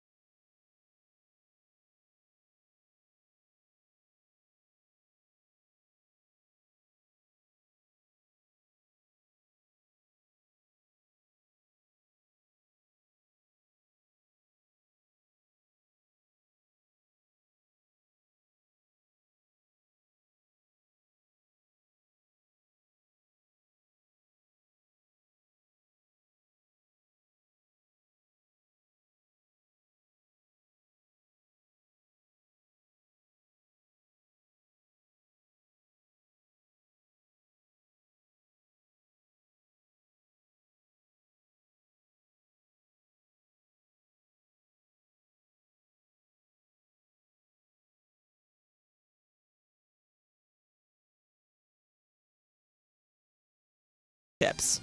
Restaurant-style tortilla chips, not Tostitos. I want the slightly greasy, really thin, I think you get all yummy tortilla chips. With your you get tortilla chips. Okay, right? but I That's want all it of them. specifically to be restaurant style because I don't want to have Tostitos included in this. Well, because then you could just go brand by brand. Like you could take. Well, I thought sour that's cream I and think onion can for go brand by Lay's, brand. and you It's could whatever take we want to do. Ruffles. Because I have a brand here that I was Yeah, picking. All right, it's whatever we want to do. So I'm whatever you doing guys want. restaurant style tortilla chips. All right, Alan, you're next. All right, I think it's my favorite brand, and at Costco they're about 14 pounds if you buy it from there. Not literally. The Kettle brand. Kettle is my favorite. That particular flavor? Sea salt. Sea salt. Just give me the sea salt. Nothing special. Nothing out of the ordinary. I think the Kettle brand is perfect with a sandwich, whatever you're having. You want it just for a snack. Kettle brand is my favorite chip. Those are really good. That exists. Those are really good. Yeah, and by the way, the different flavors they have for Kettle are jalapeno's good. Just Jalapeno. FYI. You know what's kind of a sneaky good one on the Kettle? What do you got? I'm not going to pick it, so somebody else can have it if they want. Is the pepperoncini ones? Pretty good. Don't worry, I was going to pick it. It's not quite as spicy as the jalapeno ones, which are good, but it has that little tang, sweet, which is a good deal. I'm going got a basic. garlic one too. This is every gas station, every vending machine, every grocery store. They are ubiquitous. They are everywhere. They're salty. They're crunchy. They're good by themselves. They're good to scoop dips. They go with just about everything you can. Fritos. I'm just taking the classic. You can have it. Fritos. Wait, was it? Yeah, it was your pick. All right. Because she did, though, first and fourth. See what I did there. You got Taylor? Okay, for me, they get all over your fingers with their dust, but they're damn good. Hot Cheetos. Okay. Does that include all Cheetos? I had a debate with my friends. Do Cheetos count as chips? Because they're puffs. No, they're puffs. No, they count as chips. They're puffs. They don't count. They're fried and they're filled with chemicals. They're chips. Literally, No, they are Cheetos Puffs are puffs. There was a chip convention, and they were invited to the chip convention. So what more do you want? Anyway, I'll let you keep Thank it. you for your support, guys. Appreciate that. She bullies you. No, it's not a chip. Come on. If you can buy them at a gas station on the chip rack, it's a chip. Okay, well then are pretzels chips? Because they're not chips. They're pretzels. Pretzels I wouldn't call a chip. If they're on the chip rack at the gas station, it's No, a they're chip. not. Yes. Also, beef jerky's on the same thing, the too. chip rack. Peanuts are a chip in this game. No, they're not. Yes, they anyway, are. okay. Taylor, you're again. Okay, I don't know if you guys know this one, but Zapp's New Orleans style kettle chip. It's a certain. Oh, they are amazing. It's a particular brand. I don't think I've ever had them. But I like that. If you like kettle chips, Lee, you should definitely try them. Okay. And I prefer the voodoo flavor. What is that? They are great. What is voodoo flavor? I don't know how to describe it. You got to kind of just know it. Yeah, you kind of. It's like if you know, Cajun. you know. Yeah, Okay. Cajun. Spicy, I'm assuming? Yeah, they're spicy. Okay.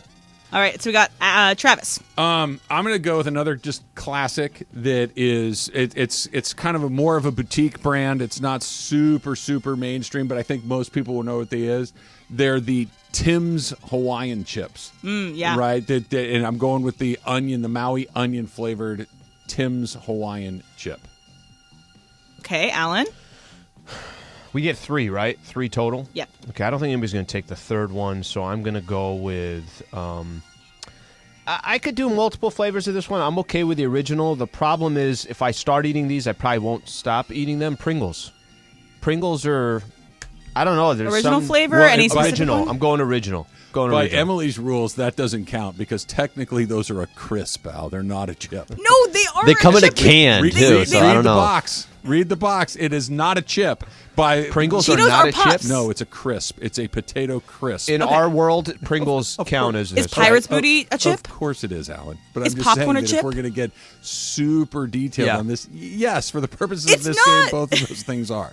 Let's go Pringles with our number 2 pick. So Al is picking crisps. now. Crisps. Oh my gosh. Okay. Look at the can.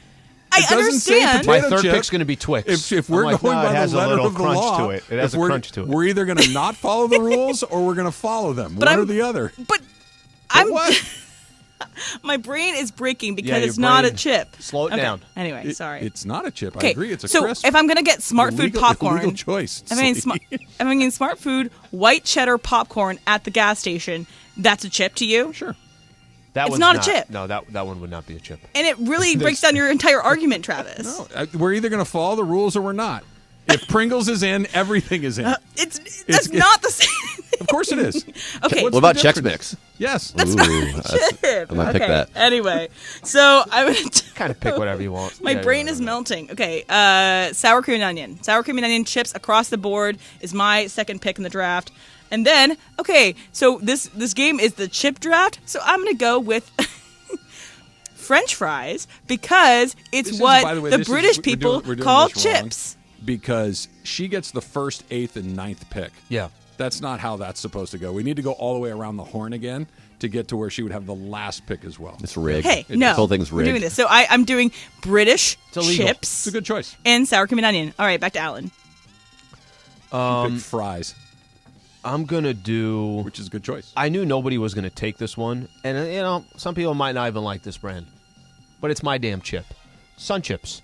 Ugh, gross. Ugh. They are good. I'll defend you. Those are Garden good. salsa sun chips. Wow. Fantastic. Now it was going to be Very on that. brand, though. It was going to be that or pita chips, but I'd rather have Ooh, the those are sun even chips. worse. Pita chips? Yeah, No. pita chips. Pita Gross. chips, you got to have a dip with it. You got to be dipping into something. They're too cardboardy. The Stacy's I like them in a pita salad. Chip? No, those are good. Yeah, those are not, good. Not a fan. Travis? Are you going to pick popcorn? Are you going to pick like popcorn. gum? Can get gum at the gas station too. That should count. If Pringles count, And icy? everything. He's like, with the third pick of my draft, gummy Coors Light. bears. You can get that at the gas. I'm gonna go just original Doritos. That it's a classic. That there's been a million different Nacho cheese? variations. Yeah, if that's the original Nacho one. cheese, basically, or it's the Cool Ranch. Those Cool are Ranch the is two. way I better. don't like ranch so much. It's okay, but I'll choose the original Dorito. Got a lot of those. All Dad right. bring those all the time. Taylor, This Mr. should Relevant. be your game. Like you have. Well, it was your Doritos dad and Snickers. That's- Ran a store with all this. It was stuff. Doritos and Snickers. And I wouldn't really go too You should far. call Twix up was in there too. Mr. Sliwa and see what he thinks about our chip decisions. Can I do No. Can I do Cool Ranch? Cool Ranch? Sure. Doritos? Of course. Even though Trav picked. Yeah, Okay. I had nacho. Does anyone? What was the quote from The Big Lebowski? This isn't Nam. There are rules. Well, my point is, You're if over we're the going to line. have the rules, either need to be applied or not applied. We're either going the letter of the law or we're not. But I'm just saying. I wish that our reaction we got that angry. Cheetos are not chips. They are puffs. I would think Cheetos are chips. Who decided that? Yeah, I would think Cheetos are chips. Okay, They're I as much of a chip literally as okay. I Pringles is. googled it this morning. I said, "Are Cheetos?" What does the community chips? think? What does the community think? So this is what the answer from Google says: Cheetos are actually cheesy corn puffs, not chips. All right.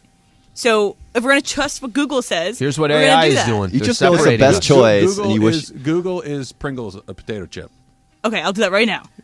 It's a crisp. It says on the can, potato crisps.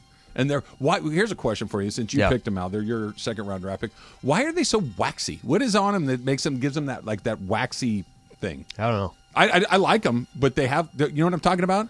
They Yeah, have like I a do. waxy finish to them. Problem is too with them, like you could just grab like a thick handful. They're all perfectly layered, and like some people just gotta take do the one. duck lips. People will just take one. People will just take one. I'm gonna have like 4 at a time just in there. Can't even chew anymore. I do hate to admit this, but Travis is right. You can clip that off for forever. But I turns was just out, going to say, Taylor, can I get that on when we come back for a second? turns out, Pringles aren't officially chips. Pringles aren't chips at all. They're crisps. So yes, Travis is right in this instance, but What he is about wrong fries? about Cheetos. What about fries? Fries are chips in England. They call them fish and remember- chips for a reason. Well, Did Is it a everybody London pick? show? Did everybody pick already? Emily, But the do you thing remember- is, chips in general. We could have put chocolate chips. on. You could have put microchips. Hold These on. are all things. Hold on. Do you remember a couple days ago, or maybe it was a week or so ago, where I was saying that you said you don't like to be proven wrong. You get very frustrated and you just try to blow past it. I've never heard of that before. This is one of those times where you're just like, you know what, Trav? You were right. Yeah, take the L. You're It's all good. right. all You're good. right. Google vindicated And Emily was you right in about your Cheetos. rightness again. But see, if we're going to let Pringles in, we have to let Cheetos in. That's the point. We either have rules. You ever had those or Miss we don't. Vickies? Yeah, those are good. Those are really good too. Those are good too. Yeah, they didn't make those. Chocolate chips. I like chocolate. Yeah. I'm just saying it could have qualified into the draft, Well, sure so it could've. I wouldn't have been opposed. Or like your Chip Kelly, if you want to put Chip Kelly in there for some reason. Flamin' Hot Cheetos are probably going to should get pick very Chip popular. Kelly. If you love going 6 and 6, Chip Kelly is your favorite chip. If you like thinking you have a chance but you never really do, pick Chip Kelly along the way. Factor Cap. If Emily can catch her breath, coming up next. It's Travis Lee, 710 ESPN. All right, Harris was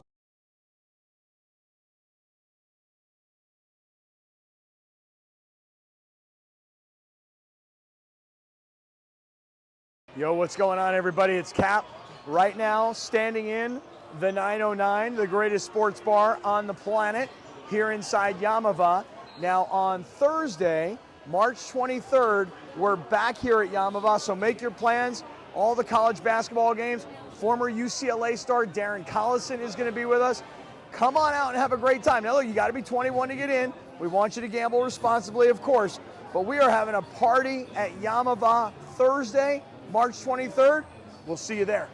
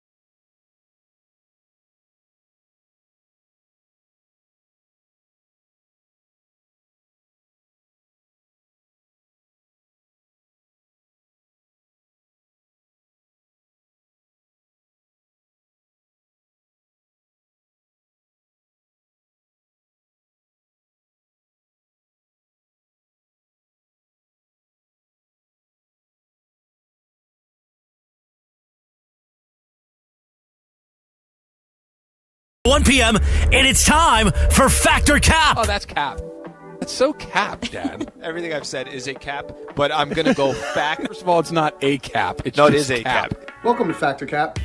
Cheetos chip. Cap. Also, my mom was weighed in. She said Cheetos are not chips, and no one dips them. Enough said. You're right. Thank you, Mrs. Hebel. Remember that old PSA? You're like, none of you do. You might. Maybe. I learned when the dad finds the joint in the kid's drawer. Yes. How dare you do this? I learned it from you, Dad. I learned it by watching you. So your faulty chip information is a Hebel your family favorite tradition. Chip, Berg. Yeah, go ahead. My favorite chip is you guys said it. It's actually no. It's the Maui onion. That's a good It's not one. the one. It's not the Toms or Tims or whatever you said. There's a Tim's. Maui. Yeah, there's a Maui onion chip that is also really good. But I forgot what the I don't think that's the same. It's different. Right? It's That's different. Well, a lot of people make a Maui onion Right, chip. but it's a Hawaiian. There's It's a Hawaiian it's brand. Hawaiian brand. Yeah, Yes. It's a Hawaiian brand. That one is my favorite chip. But yeah, if you guys think we're wrong, who we left out, definitely tweet at us because I'm seeing all your tweets. Don't at me, and bro. More that Emily's right, obviously. Animal is Fries good. Well Done says Pringles was literally taken to court by Big Chip, and they're forced to call their product a crisp. I'm going to take Cheetos to court. Ah, Okay. jeez. So Bonnie Bernstein was on Sedano and Cap yesterday. So she talked about how she was told by someone that people were using her photo on dating apps without her consent. Like that someone came up and said, hey, someone's using a picture of you on this dating app. I don't think it's you. Anyway. So, obviously, not a great thing to catfish people for having your picture out there without your consent. But for the four of you, you would take that as a compliment. That someone thinks that you're so good looking that they're going to put you on a thing and use you to catfish people. Travis, Factor Cap. It's super, super creepy, but yes, in a weird, but I like it. way, it is a compliment. You're not picking Steve Buscemi as your catfish pick, right? You're not picking Marty Feldman. You're picking George Clooney or Brad Pitt or something like that. And if Bonnie Bernstein, very pretty girl, very pretty woman, excuse me, and yeah, it's creepy as hell, but it is a weird compliment. All right, Berg? Absolutely fact. Yeah, if someone thinks that I'm that good looking, which I don't think that so yes, absolutely fact. Al? Cap, I would sit them down and be like, listen, what are you trying to do? Are you trying to date somebody or are you not? Do you want people to actually... Do you want to have an opportunity to go out with people? Why are you using my photo? Catfishing is more than going out for people. It's a lot to get things out of them, money. But I'm more trying to help them that I'm not going to be the person that's going to help you in this. Use a different photo. Wrong is what you're saying? Yes, that your selection is bad. Yeah. The fact that they're doing it, that is creepy. The fact that they did it, I have to help them take a different strategy. Taylor? Cap, it's creepy to me. Don't want that. All right, so there was a poll taken recently about whether or not autocorrect has been better or worse for your life. So I don't know about you guys, but sometimes, I'll autocorrect something or I'll try to say a curse word and it comes up as an animal. So it's like, instead of, it'll come up as duck, So there are things that are like, I wish it was saying that instead of that. So autocorrect has done more harm than good. Berg, Factor Cap. Cap, have you ever actually tried to turn off your autocorrect? It is so difficult to type. There are times where it messes it up, but there's a lot of times that it actually fixes things for you that actually work. And every time I've turned it off, it's been a massive, massive mistake for me. I spell everything wrong. There's letters that don't actually belong there. So, Cap, I think it actually is better. Al? Cap, much better. I'll take that. They're a lot smarter than I am, so I can sit here and I think some of it too. It's not even that you don't know how to spell something. You're just kind of like, get close. I'm in a hurry. I know they're going to jump in to help me out. I depend on them to help me out. I'm a fan of the autocorrect. Trev? I think we live in a world where we've all been autocorrected to a weird word, and the other person understands that it was an autocorrect, right? That it's that sometimes, like, we know what ducking means. We know that we say, "Can you ducking believe that?" We know what the person was trying to say, right? FUXK. That too. That's a very, very common one. I don't mind it because now there are some times where something comes up that could be bad, and if that you very quickly have to type in autocorrect. That's not what I meant. So it does kind of put you in a place, but more often than not, I'm with it. Taylor? So, Cap, I think that it's done some harm in the sense that I'm not as good of a speller as I used to be, but it's done a lot of good in the fact that it's probably saved me in some weird social situations. But for you guys, do you find that you spell better on a keyboard than a phone? Yes. Yeah. Why is that? They're not right next to each other like that. And they're I'm taking my time more. I don't feel like they're not touchscreen too. Mm-hmm. So your finger. Listen, hits multiple. The phone has made us stupider. Period. Right? Like what were we talking about with phone numbers? How many phone numbers do you remember? One. Yeah, we don't remember anything. I remember two. My own and Susan's. Those are the only two I know off the top of my head. Everything that a phone the provides, because you say it so often. Oh yeah, that's true. What is it? 877-710-3776. Hey, relax over there, okay? Let's not do that. All right. I remember almost every number from my childhood. All right, so I've gotten into this kind of debate with friends, and I think it varies from where you grew up / what age you are, and how you respond to being called this. So I'm okay with being called ma'am. I don't think it's a term of. I don't think it's insulting to be called ma'am. I also Does it not imply a certain age though? So I don't find it insulting, okay. And I tend to use it with other people in a formal setting. I'll say, yeah, thank you, ma'am, like all that good stuff. So you're okay with being called sir in any situation. Berg, Factor Cap. Cap. I think when it just depends on the situation, but I've had somebody come to me to talk to me about, getting into this business, and they kept calling me sir. I'm like, you can stop calling me sir, but they continued with it. So call me Mr. Sir. Yes, like Mr. Sir. But no, I mean, I don't need. You call me Greg. I don't need sir. All right, Alan. I'm okay with it. It's fact. I think it's not like it happens a lot, but it happens often enough to where you're like, all right, well, yeah, you're also not 25 years old anymore, Al. So it's like there's accepting this is just part of it. What do you want me to? If they say, sir, don't ever say that again. It's like, no, that's not going to happen. I'm okay with it. I've accepted it. It's all good. Trev? There's a moment, like what Sliwa was talking about, that when you are in your 20s and even in your 30s, where it feels almost disingenuous, right? That if somebody says, "Oh, can I help you with that, sir?" and you're 26 years old, you're like, huh? Like it feels oddly aggressive to a point. Start saying that to Taylor. But once you get to 40-ish, give or take, it just feels like somebody's trying to be polite. That's all it is. So I've gotten to the point now where it doesn't even register anymore. And for you at 62. It's 63. 63. No, he looks 62. Well, not according to Kurt Sandoval. 63. All right, Taylor? That was a bad day for me. In fact, yeah, I'm okay with it. I call my friends that are the same age as me, sir, sometimes. And I call older gentlemen, sir, as well. I can't see you getting a sir yet. Yeah, nobody says it to me, but you had a baby face. I call other people that. Yeah, I can't see anybody going. It's going to be my new for Taylor. Every morning. Good morning, sir. Appreciate the respect. Happens. You just turn old all of a sudden. All right, so I know you guys talked about on Mason Island yesterday, but there was a story with Dan Orlovsky about how his wife refuses to use go number 2 in the house while he's around. Take it easy. I said just a number.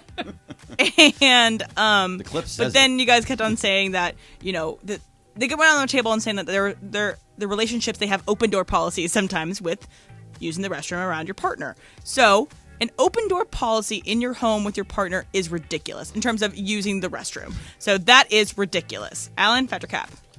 I go fact on this one. If I could, not only make sure the door is closed, turn the TV up, get an engine on, like the whole thing. I don't want to hear the hairdryer. I don't want to hear anything. The open door policy is kind of random.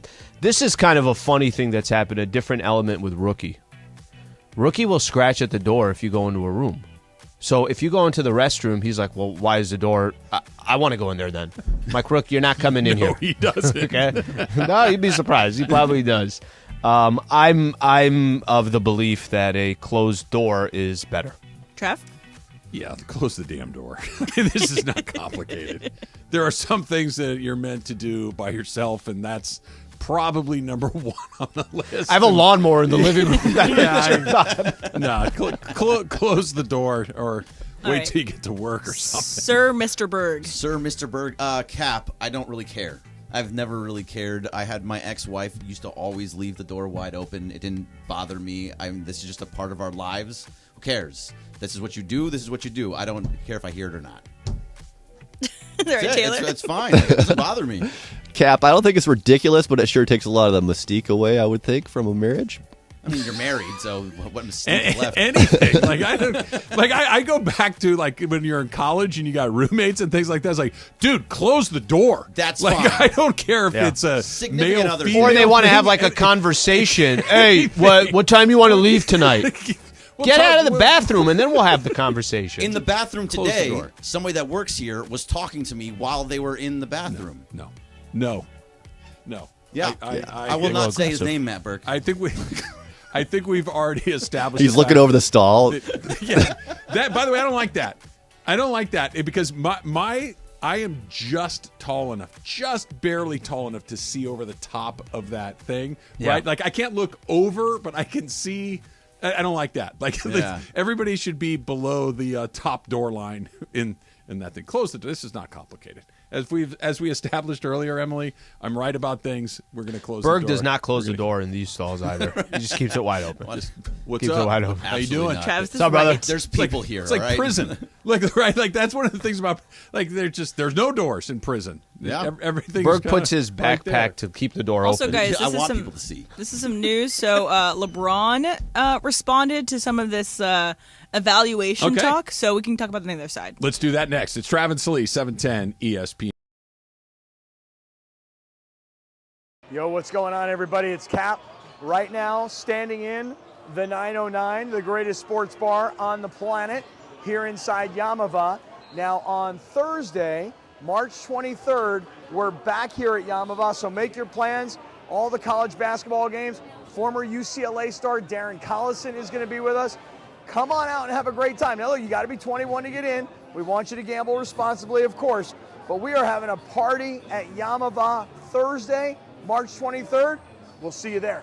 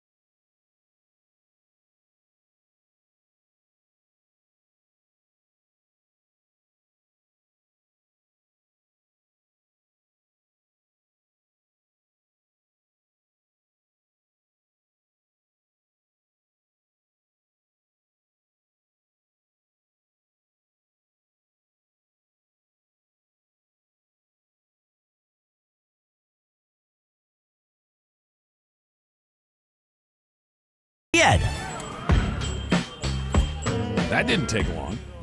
That we were talking earlier about a tweet from Adrian Wojnarowski saying that LeBron could be targeting the last couple of games, last 3 games of the season, and trying to get ready for the play-in, maybe get them into the play-in, a playoff series. And then there was Dave McMenamin earlier this morning on SportsCenter who had this to say as well. LeBron will push for some time over the final 3 games that the Lakers play in Los Angeles. April 5th against the Clippers, April 7th against the Suns, April 9th against the Jazz, to target that range so long as there's no setbacks in his rehab to make his comeback, get back onto the court, get a little bit of a dress rehearsal before either a play-in tournament or a playoff berth for the Lakers. Okay, so that's Dave, too, talking about how he may be able to get back right before the end of the regular season. LeBron has weighed in on LeBron's return. Who's his source? Lakers. Who's LeBron's source? Well, wait for this. There wasn't an evaluation today, and there hasn't been any target date for my return. I'm just working around the clock every day, 3 times a day, to give myself the best chance of coming back full strength whenever that is. God bless you all sources. I speak for myself. So LeBron is saying, yeah, thanks, guys, but that's just not where I am in this thing, that I'm working my tail off to get back. 3 times a day, he says, to come back at full strength, which I think is an interesting part of the equation, the tweet, right? Because, and I speak for myself, because he didn't say I'm to come back and help the team. He didn't say to come back and get us ready for the push. It's to come back at full strength, because these tendon injuries, these foot injuries, those things are weird. They linger, they're sore, and sometimes you get those injuries, Slee, that are, look, as long as you can tolerate the pain, you can go out there and play. You're not going to make it worse, and we know that's kind of a thing that gets thrown out there right now. But this is kind of what I thought. There's no doubt in my mind that LeBron is diligently trying to get back as quickly as possible to help his team as much as he can. But when that is, nobody knows, including LeBron James. Let me paint a picture for you. LeBron is in his 20th season in the NBA. LBJ does not know, and every year that goes by, he has absolutely no idea how many more cracks he's going to get. And I'm not even talking about, Trav, go win an NBA championship. How about just make the playoffs and take your chances in a round? And LeBron is probably thinking in his head, go look at the Western Conference, go look at kind of what's happening where there really is no dominant team. Of course, Bron wants to do everything he possibly can to get back in. Let me fast forward a year from now. Would you be shocked or surprised? I think AD played his 47th game yesterday of the season. Would you be shocked or surprised that AD misses some time next year? No. Would you be shocked or surprised that LeBron misses some time next year? No. Would you be shocked and surprised that the Lakers aren't in a similar position that they're in today next season? No. Okay, and I only set it up that way is because you're not guaranteed anything for tomorrow. Of course, Bron will do absolutely everything he can to come back, but this is also the date, just to kind of, not to push back on Bron, this is the 3-week supposedly reevaluation. Even Darvin Ham said Thursday he's going to get reevaluated. So I think everybody's been looking at this date. Bron clearing it up. That doesn't tell me one way or the other whether he's any closer or is any further away. Nothing that he said there, I think, told me one way or the other. Yeah, I didn't change my opinion either. It's when he's ready. He could play or he could not play the rest of the way. When he's ready, he's going to play. And you don't have the big difference in this than in some of the other injuries. It's not December 18th. Yeah. There's 9 games left. We're down to single digits. And that's why I don't want to say his return is not interesting to me. It obviously is incredibly important to whether or not they have a chance to do some damage. If make noise potentially in the playoffs, yeah. But this is the second thing on the list. The first thing that get LeBron James back is number 2 on the Laker list. Number 1 on the Laker list is find a way to stay alive past the Utah April game 9th. on April 9th. Mm-hmm. That have a game beyond April 9th. That's number 1 on the list. And quite frankly, I don't know if LeBron is going to have an impact on that. Because even if he came back for the last game or the last couple of games, maybe it's still a game one way or the other. I mean, it's not far-fetched at all. But I just think that we're going to have a pretty good idea on whether they're getting in or not prior to him maybe playing in one of the final games of the season. They're either going to be in it or not, and LeBron's not going to have an impact on that. He'll have an impact on whether or not they advance through it. Yeah. But whether they get into it or not, they're going to have to play games without him. He's not going to be a part of it. I also do find it interesting that he took to Twitter to talk about this because, again, it doesn't sound like it's that different from what people were reporting.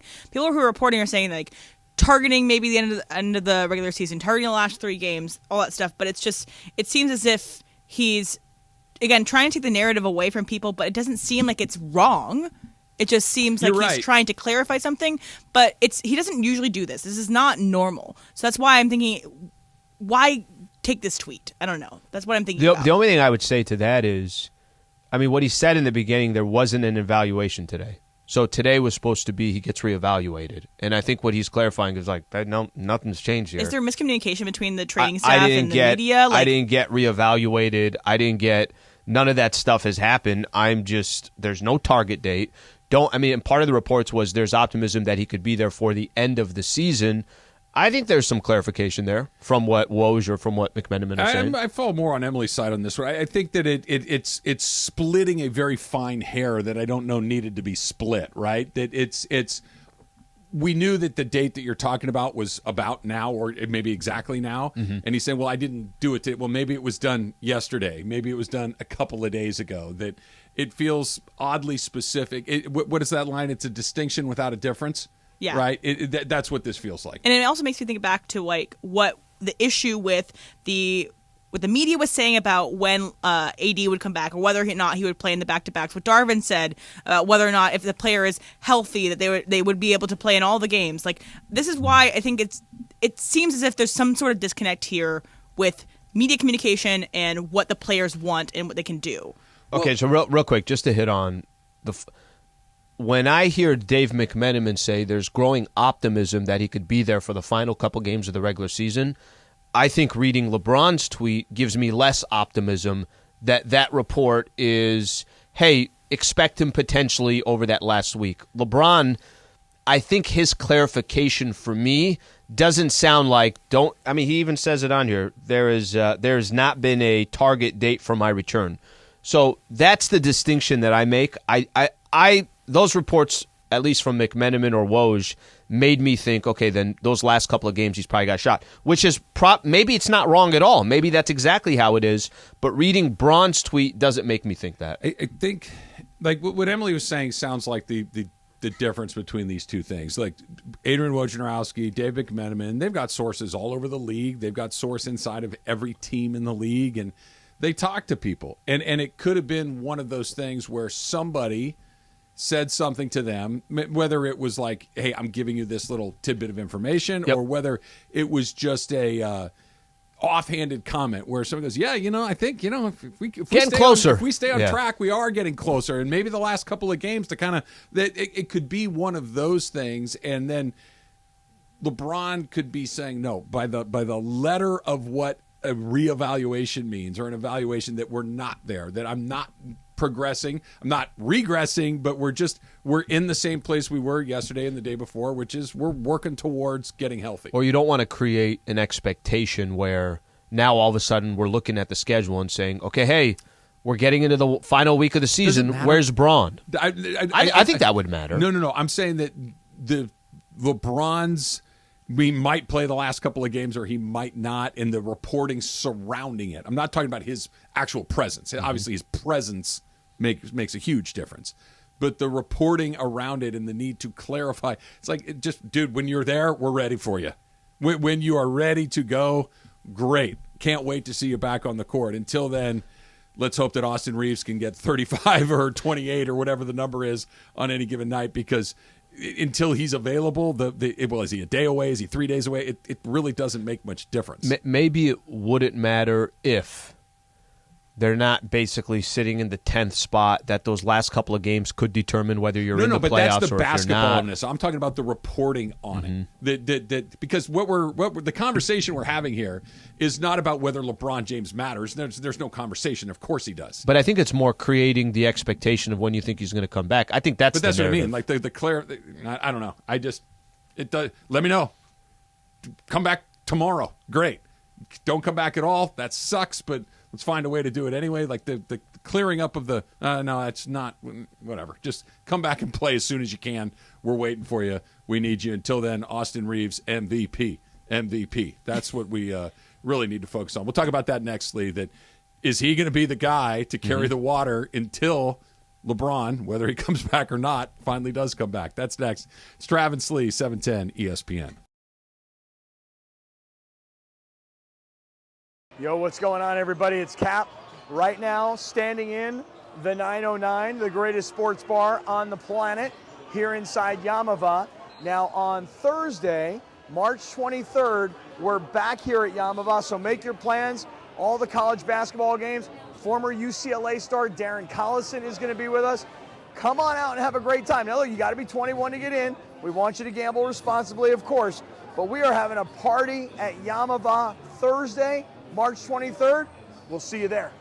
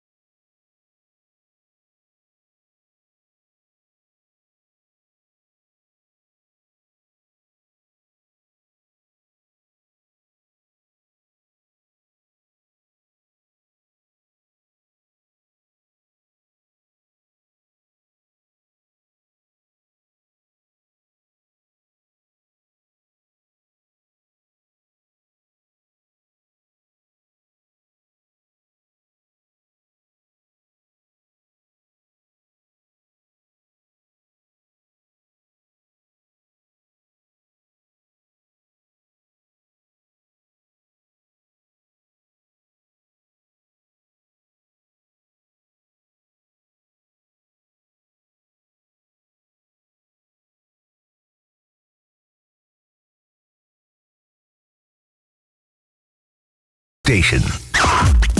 It is the show that begins 9 hours of LA sports talk all day long. Each weekday, 10 a.m. to 1 p.m. This is Travis and Sliwa on 710 ESPN. Did you guys see those pictures that were around yesterday? The tornado in Montebello? That was scary. That was crazy. I actually thought of you because you get scared of all that stuff. Yeah. Just when it doesn't make any sense. Well, That's one that doesn't make any sense. I worry about fires and mudslides and earthquakes and the last few months flooding and all those things. But typically tornadoes in SoCal are not something that you got to concern yourself with. You got to add that to the list. Did you ever get a tornado in Iowa, Taylor? Is that a regular part of your life? Yeah, I mean, we'd go to the basement for tornado warnings a lot when I was a little kid. I had a little bag packed with my favorite stuffed animals and stuff. Was it just a thing that you just had? And like, okay, we're going to the basement, tornado watch. Summertime, yep, tornadoes all the time. We had a lot in Virginia, too. Really? Yeah, we had like a lot of times it happened in the summer in Virginia. Like go to the basement, same thing. It gets really scary. My mom, so she went to medical school, veterinary school at Purdue in Indiana, and she for a long time didn't know what the tornado sirens were about. They're loud. Yeah, so they're loud, and she just like didn't react the first time and almost got caught in a tornado. So that's bad. Yeah, I don't know. I go to the kitchen. I don't know where to go. Yeah, we don't have basements here. Go to the hallway. There's bathtub. nowhere to go. That's a good idea. Bathtub. Yeah. That's it. Or but like now we got those chintzy bathtubs that are like made out of fiberglass. Like the idea was they're That's made on you, out of man. cast iron, and you couldn't pick. We have glass sliding doors, and that's not going to help. Is the best thing. So if it's like a closet on the ground floor with no windows too is helpful. Anywhere that closet, you don't have a window. Yeah. No, I'm just gonna.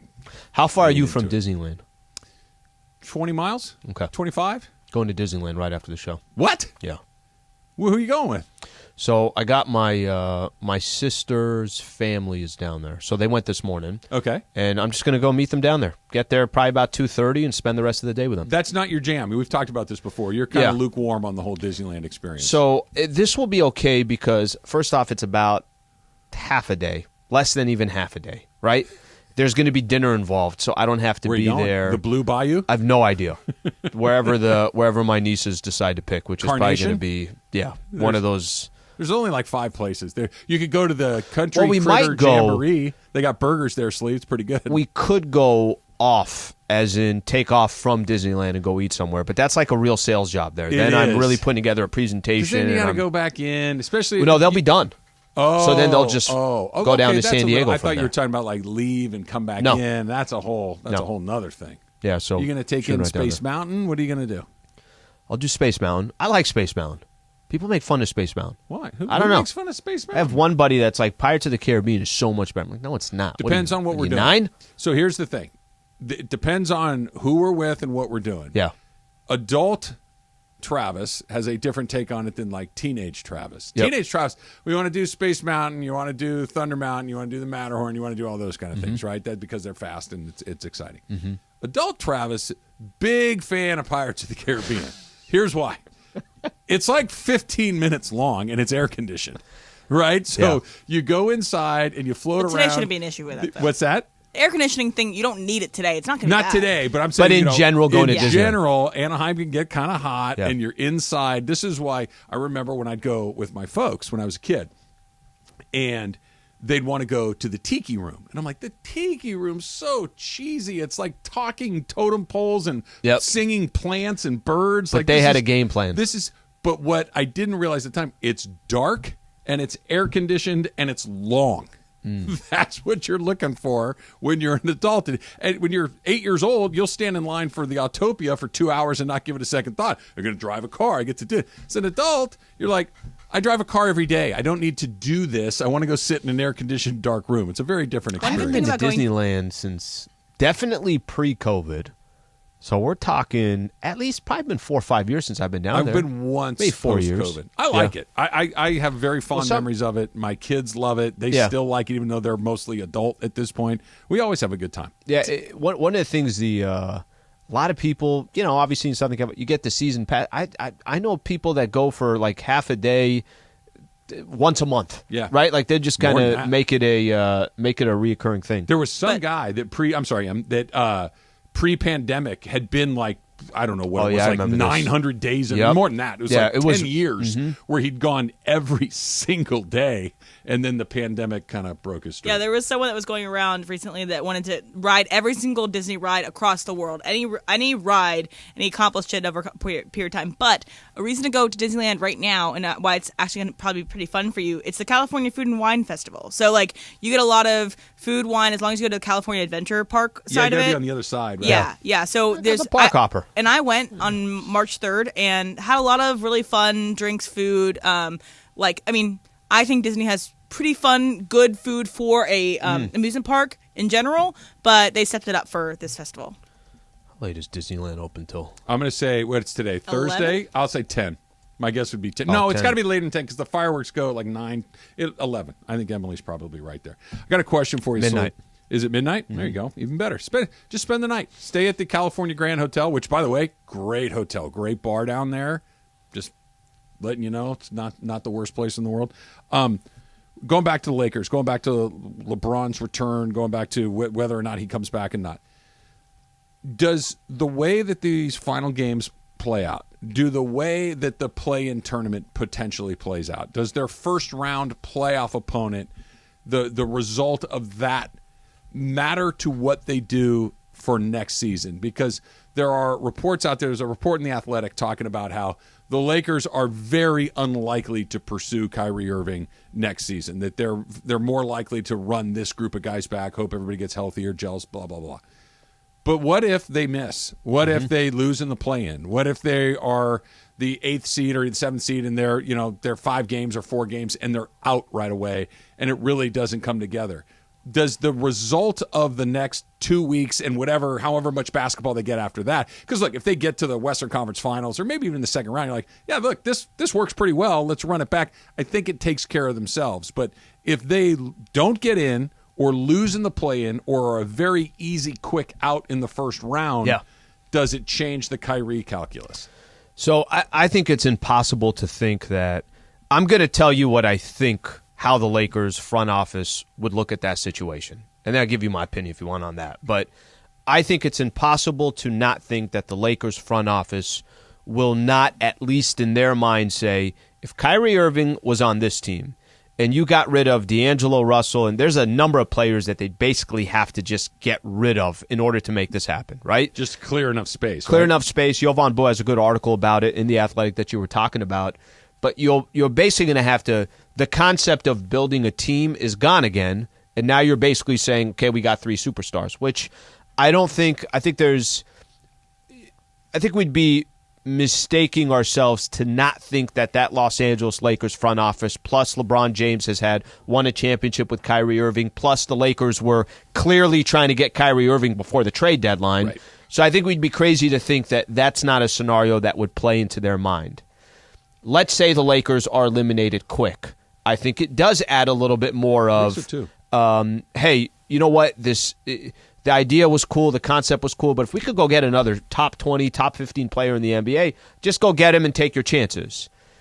The further they go, the more success that they have, I think it does kind of quiet down some of that conversation, but I don't think it goes away until you have kind of a clear path. Is LeBron cool with what's going on? Is AD cool with what's going on? I don't think he matters at all. You'd be surprised. I think he does matter. Why? I mean, I think. I'll tell you why. Let me tell you why. Yeah.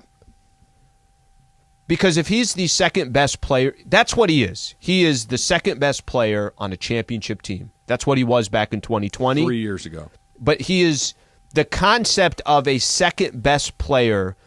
Even if tomorrow LeBron James decided, I'm done playing basketball, now you're going to try to go find another player that is probably better than Anthony Davis at the best case scenario or as good and say, let's go from there. Yep. That's why I think there's some power there. I think that the writing is very clearly on the wall with the ceiling you have with him as your guy. And I think you'd have to be really trying hard not to see it and try to talk yourself into, well, let's get his input because he's the future of the. No. LeBron is still that guy, and they make a run, and a run I think constitutes the second round and being competitive in it. I don't know if you have to win the second round, but I do think you need to get there, and I think you need to look tough, right? Mm-hmm. That I think can constitute a run for this team. I think if they have a run, and obviously anything more than that qualifies. then you just kind of say, you know what, let's try it again. Let's give it a full season. And I think that that's a very easy sales job, and I think that LeBron would probably be on board with that because it's just very obvious. Anything short of that, I think, comes down to what LeBron thinks. I'm not saying that short of it means that he automatically says, give me Kyrie Irving. But there's weight. But there's look, I still think I know what Kyrie is. To your point, we did win a title. It's a while ago. Kyrie has become more unpredictable. Kyrie has become less as far as available for a lack of a better word. Whatever reasons. For whatever reasons. For all of the probably quite frankly far more than just basketball reasons. But if LeBron wants it, I think it would be very hard not to pursue it. And maybe you couldn't come because the idea of a Kyrie on the Lakers with LeBron is intriguing. Kyrie Irving is terrific. But a long-term Kyrie Irving deal seems like such a bad idea. It seems like because this is not one of those cross your fingers and hope it works out. You know it's not at some point. Now, maybe in the short term, you get one. Maybe in the short term, it works perfectly. Maybe in the short term, he and LeBron rekindle the magic they had in Cleveland, and you're like, oh, my gosh, we're the best team in the Western Conference all over again. Here we go. But if you have a long-term deal with that dude, something crazy is going to happen because it always does. And it's so hard to even think. And that's the pressure. Obviously, that's the pressure that Kyrie would put on the Lakers is, sure, you want me to come in free agency? Cool. I'm trying to get paid. I'm trying to get a long-term deal. But the idea and the concept of anything long-term with Kyrie is... would you give him a long-term deal? No, I would not. I wouldn't either. And by the way, on top of that, LeBron's not a long-term player. Right. There's only... But maybe you could get him without it. That's the tricky part, right? LeBron, let's just say hypothetically, is... Let's say he opts into his contract in the second year. He's got next year, and then he opts into the contract the second year. That's two more full years that you have LeBron James. To think there's a window of Kyrie past that? I'm with you 100% on that. This is from Rich, and Rich writes, guys, you need to abandon this idea that Kyrie will make the Lakers that much better. He won't, and they'll be worse than they were without him. That's the great question, right? I do think they're a lot better with him. The Russell Westbrook thing that clearly didn't work is the fit was dreadful. The fit with LeBron and Kyrie and AD seems really good. There isn't it's a bad mix of ingredients. Yeah. That's a really good mix of ingredients. The wild card is not the basketball, it's the dude. It's the guy where you just don't know if he's going to do something wild and crazy. You're like, oh my gosh, what did he post? Wait, what do you mean he's not coming to work today? Those are things that have happened. He's created a narrative that you have hesitation that has nothing to do with basketball. But I want to push back a little on that. It's not a narrative. It's a fact. It's not a story that we've created with these pieces. It's just true. He's really hard. Difficult in Cleveland. Difficult in Boston. Difficult in Brooklyn. Now, Dallas, it's been pretty short, and it's been mostly good, but there was even that thing he posted. It's like, dude, why are we doing that now? You guys are barely. It's like, just don't do that. Go play. I think we're all hoping for this. I think if the Lakers are able to make some kind of a run, whatever your definition of a run is, but they're in the playoffs, and then if you're matched up against Denver in the first round and you lost to the Nuggets, but it could have gone either way, and LeBron, let's say, wasn't there that entire time. Right? Like, let's say LeBron is still kind of trying to get his feet back and everything else, but there's enough that you could see and you could say to yourself, guys, let's just start next season with a team. Let's just start next season with a squad. Let's have a little bit of familiarity when you go into training camp. Can you just kind of let this thing marinate a little bit? You can't keep going it back to the plant and watering it more and saying, well, where the hell are the oranges, right? Like, you got to, there's a season for it, and it just kind of comes. They have been doing That's what they've been doing. So but they do it again is not off the option tree. I don't disagree with you, but if they, let's say, were eliminated in the play-in tournament, I think that becomes more of a viable. I'm not telling you it's going to happen. I'm just saying that noise might get a little bit louder. I didn't go anywhere. By the way, to do this, to create the space that we're talking about, you would renounce the rights to D'Angelo Russell and Rui, decline a team option on Beasley, waive Vanderbilt and Mo Bamba. Lakers could technically keep Reaves and or Vanderbilt, at least one of those players. It sounds like one of the two. Basically what you're saying is, how can you trade the MVP? or let him walk out not trade. Reaves, you might be able let to him keep leave. him. That dude's going to get paid. The MVP of the team for the last 5 days, and he should get paid. He's won 2 games virtually by himself along the way. We are within a couple of weeks and less. We're about a week away from opening day in Major League Baseball. Dodgers have some question marks. Who's got the biggest one? That's coming up next. It's Travis Slee, 710 ESPN.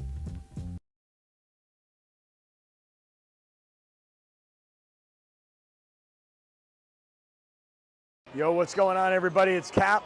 Right now, standing in the 909, the greatest sports bar on the planet, here inside Yamava.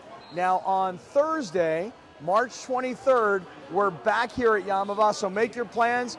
All the college basketball games. Former UCLA star Darren Collison is going to be with us. Come on out and have a great time. Now, look, you got to be 21 to get in. We want you to gamble responsibly, of course, but we are having a party at Yamava Thursday, March 23rd. We'll see you there.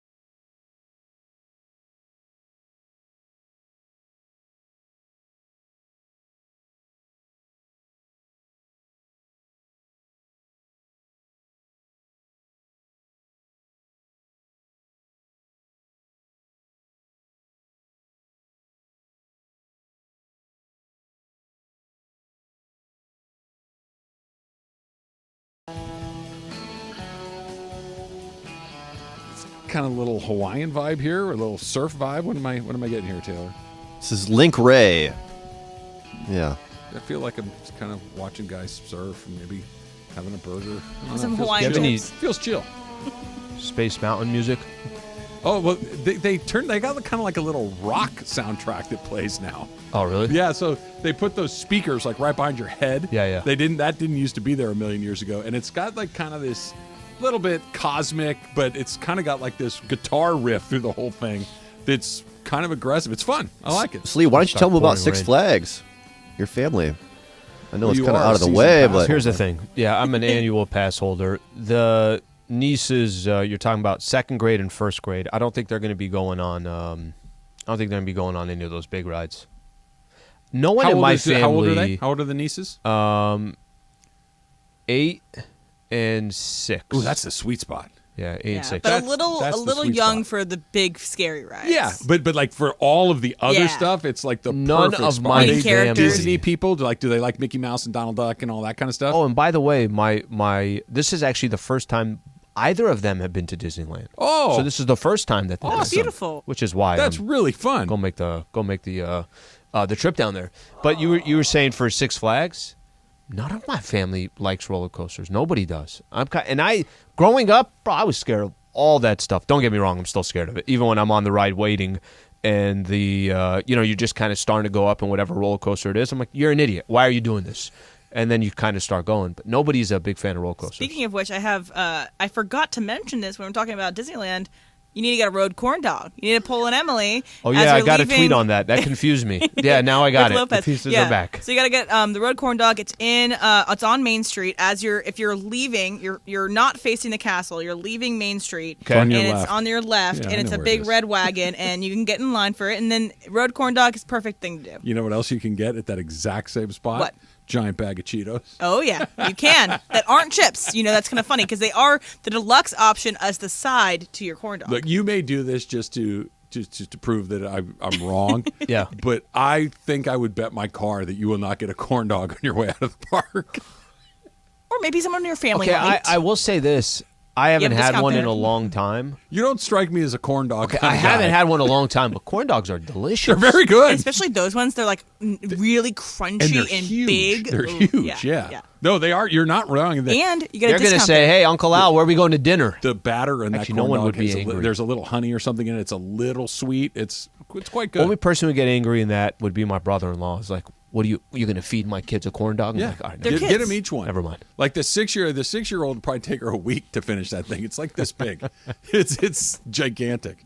Just maybe have him split one. Cut it right down the middle so you get like a corn dog boat. You ever bought something and like you put it in your car? Yeah, it could be anything. It could be a broom. It could be this or like something that's just too long. And you have to put it in between, like from the driver's seat. That's going to be the corn dog. Of course. So I can't believe it took me this long to think of this. Do you spoil your nieces? I don't know if spoil like give me a definition stuff. of I will buy them stuff just because. Yeah, I will. Because hey, you want that? I got you. I'll get you that. Yeah. Do you buy them stuff that their parents will not buy them? Like when you go out with Uncle Slee, you're Right. like, oh, we're gonna go get French fries. We're gonna go get milkshakes. whatever we want, basically. I'm pretty good at if I know their parents don't want them to have something, then I'll kind of stick to the rules on that. That's what you do get. My buddy John, when Bobby was little, like 3 or 4 or 5 years old, every Christmas he would buy Bobby a gift, and the only 2 criteria were that it had 1,000,000 pieces and it was loud. That's because he knew Susan and I would hate it, right? He bought him this helicopter one time that had to be this big, right? Okay. It was like an army helicopter that shot projectiles out of this thing. So it was not dangerous, but it had 1,000,000 pieces, and it would play music like Apocalypse Now music, and it would say, "Come out and fight," and it would make this machine go. It was the loudest damn thing, and he was so thrilled that Susan and I saw the box. We're like, "Oh my god!" He's like, "Perfect." I have because he gets to leave at the end of the day. No, my sisters are pretty good for Christmas, for birthdays. Like I asked them, what do you think they would like, and I always end up getting the cool stuff because they're like, okay, let him get buy that. Him the thing they're not supposed to have. I know. Buy him a bunch of makeup or something. That's what I don't know what the thing is they're not supposed to have, but buy that. Got her a cell phone. So perfect. Yes, get them each a cell phone. Pixel had a special. buy one, get 2 free. Also, I have ESPN Los Angeles tweeted out our picks from the chip draft, And then they also have a poll attached to the bottom. Does anyone want to guess who's leading in the poll? It's probably a runaway. Slee. I took it. It's actually Slee, yeah. Alan is leading with 33% of the votes. Then next is Travis with 28.2%. I just voted 35%. Then I'm with 20%, and then Taylor has 18%, which isn't surprising because Cheetos aren't a chip. So. She's going to die on that hill, Al. I am going to die on that hill. It's going to be a lovely hill with a nice little view that I have, and I'm going to eat my chips. And a body. First off, they screwed up because there's a big difference between Flamin' Hot Cheetos and regular Cheetos. Yeah, and they did not give you the flame. They didn't give him the details. I know, right? I said Flamin'. He did say it was my fault. I sent the list to Carlos. You can blame me. I'm just trying to sabotage. She had the first pick. She's rigging it. She puts us 2 and 3, which we know are the worst picks. Sorry, when I make the rules, I can bend the rules. Okay. But for hers, look order. at for hers. For hers, it says restaurant-style tortilla chips. There's 14 words to describe her chips. Yeah, but Taylor can't get flaming hot. Exactly. All right, so opening day is right around the corner for the Dodgers, and everybody else for that matter. Dodgers open up on Saturday. Oh, that's the spring training schedule. Hold on. Stand by, Slee. Thursday, March 30th. 7 days. They open up a week from today. That's right, 1 week. Against the Diamondbacks, who they play 8 times in their first 10 games. Padres got the Rockies. Do they? I don't know how often they have them, but I have a feeling it's going to be Rockies and Diamondbacks for the first month. Okay, I'm looking at this right now. What was the ticket price for the WBC the other day? $185. Yeah, $185 is the average. What do you think the low ticket is for opening day at Dodger Stadium? It says the tickets as low as blank. What do you think it is? Let me ask you. Is it a day game or is it a night game? It is a 7:10 first pitch, which is super weird. In my entire life, I can't remember the Dodgers games? opening at home at night. I don't ever remember it, but that's what they're doing. So it must be a TV thing. I'll go low end 160. It's 100. Which seems way too close to the championship game of the World Baseball Classic. Like, the opening day is fun, but it's not particularly meaningful as far as, like, the outcome of the game. It's just festive. Yeah. They put out bunting, and they line up on the foul lines, and then after that, it's just one of 162 games. It just seems weird. Anyway, the Dodgers have some new players. They got some guys coming back from injuries and everything else. Who's the guy that has to outkick his performance or step up more than you would expect? The Athletic was talking about this, and I think that it's a fairly obvious answer because it benefits the team and it benefits himself the most. Some of these, like Noah Syndergaard needs to pitch well for Noah Syndergaard, right? He needs to resurrect his performance. And then there's other guys that need to pitch well. Chris Taylor has to play well for the Dodgers if the Dodgers are going to go. But as far as like for the individual and the team, it's got to be Julio, right? Because Julio's a free agent at the end of the year. He wants the bag. He will get the bag probably no matter what. But if he goes out there and is dominant, then he secures that. If the Dodgers need a number one guy to be the ace, to be the lockdown, every time he goes, we've got a great chance to win the game. They don't have that guy right now other than Julio. He needs to step into that role both for the team and for his individual finances. So I think the definition, the reason why I wouldn't say a Mookie, the reason why I wouldn't say a Freddie, and the reason why I actually wouldn't say a Julio is because I'm already expecting them to deliver. That I already kind of feel like I already know what Julio is going to bring. I already know what Freddie Freeman's going to bring. I already know what Mookie. There's some question marks after that. I think I got somebody else in mind that's going to be critical for them. All right, we'll do that next. It's Travis Slee, 710 ESPN.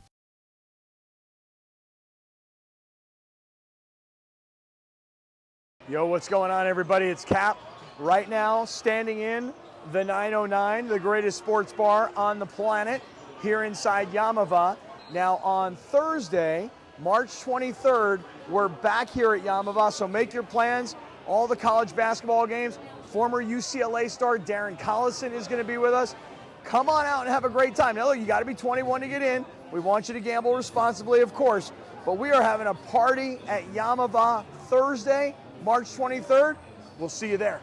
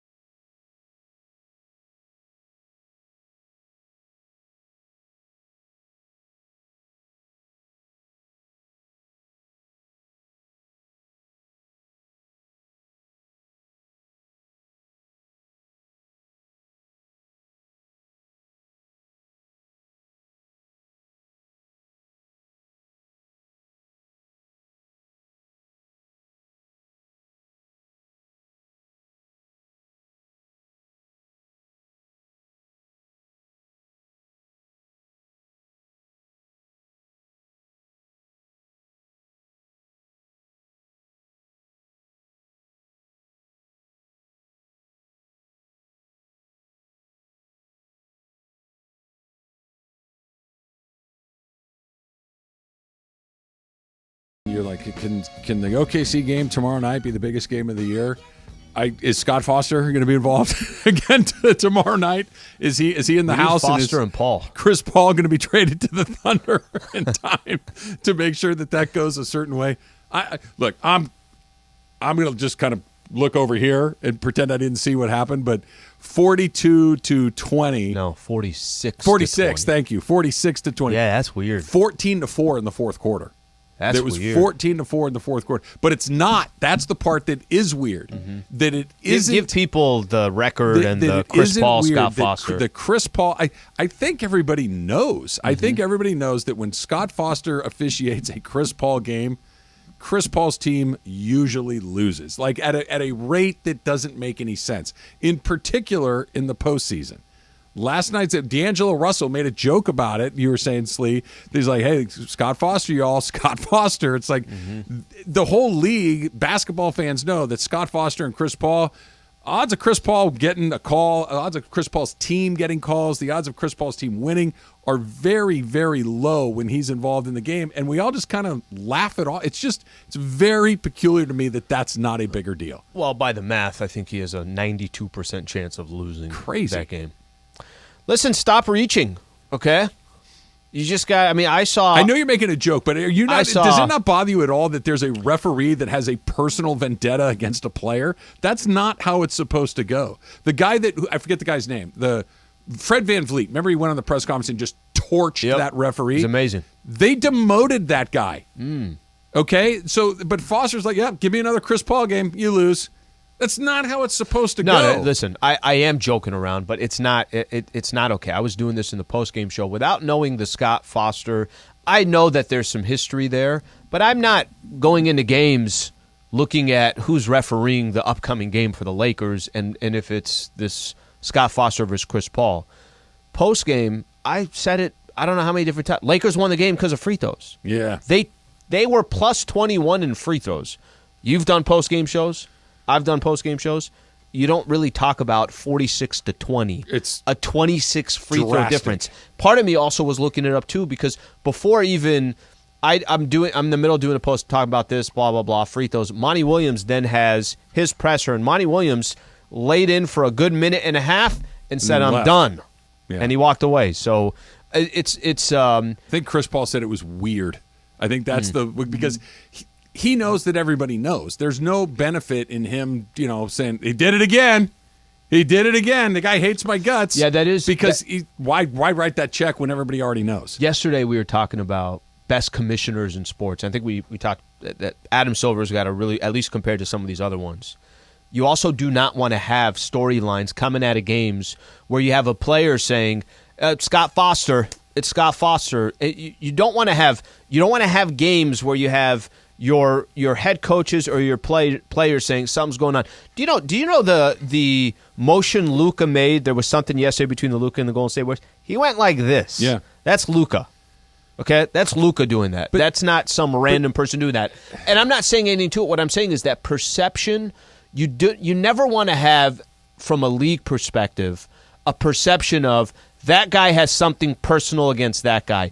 This league wants that team to advance. You never want to have that, of course. But it's the Luka thing. I think is perfect because that was referee error. They screwed up last night. The referees screwed up the inbound play. It was a mess. But that was bad refereeing on one night. There's no track record of that referee sticking it to Luka over and over and over again. And that is the one that had everybody's attention. And the thing that was happening right across the street here, everybody's like, yep, that's just what happens with those two guys. It's deeply, deeply not okay, and it's odd. Who's the guy on the Dodgers that you think needs to overperform? So, okay, the argument that the Julio argument, he is an unrestricted free agent at the end of this year, right? And he is represented by Scott Boras. And there has been some kind of interesting narratives around how they've used Julio. There also hasn't been conversations that it seems like, hey, look, guys, we're going to get a deal done with Julio. It's just a matter of time. But I expect Julio to be great. Why wouldn't I expect him to be great? He has been great for the Dodgers. Even whether Scherzer was there, whether Kershaw's healthy, whether Buehler's healthy, he's actually been the one that kind of has stood alone on his own as he's been the most consistent Dodger that showed up night in and night out. So I don't want to overvalue his importance because I already feel like he's important. I already feel like he's going to come through. Mookie, I feel like is going to come through. Freddie Freeman, I feel like he's going to come through. Muncy, to me, is the name that sticks out of if Muncy can have a season. This is what you have to replace this year, and I'm not saying one person's going to do it. You got to replace Trey Turner. You got to replace Gavin Lux. You have to replace Justin Turner, and you have to replace.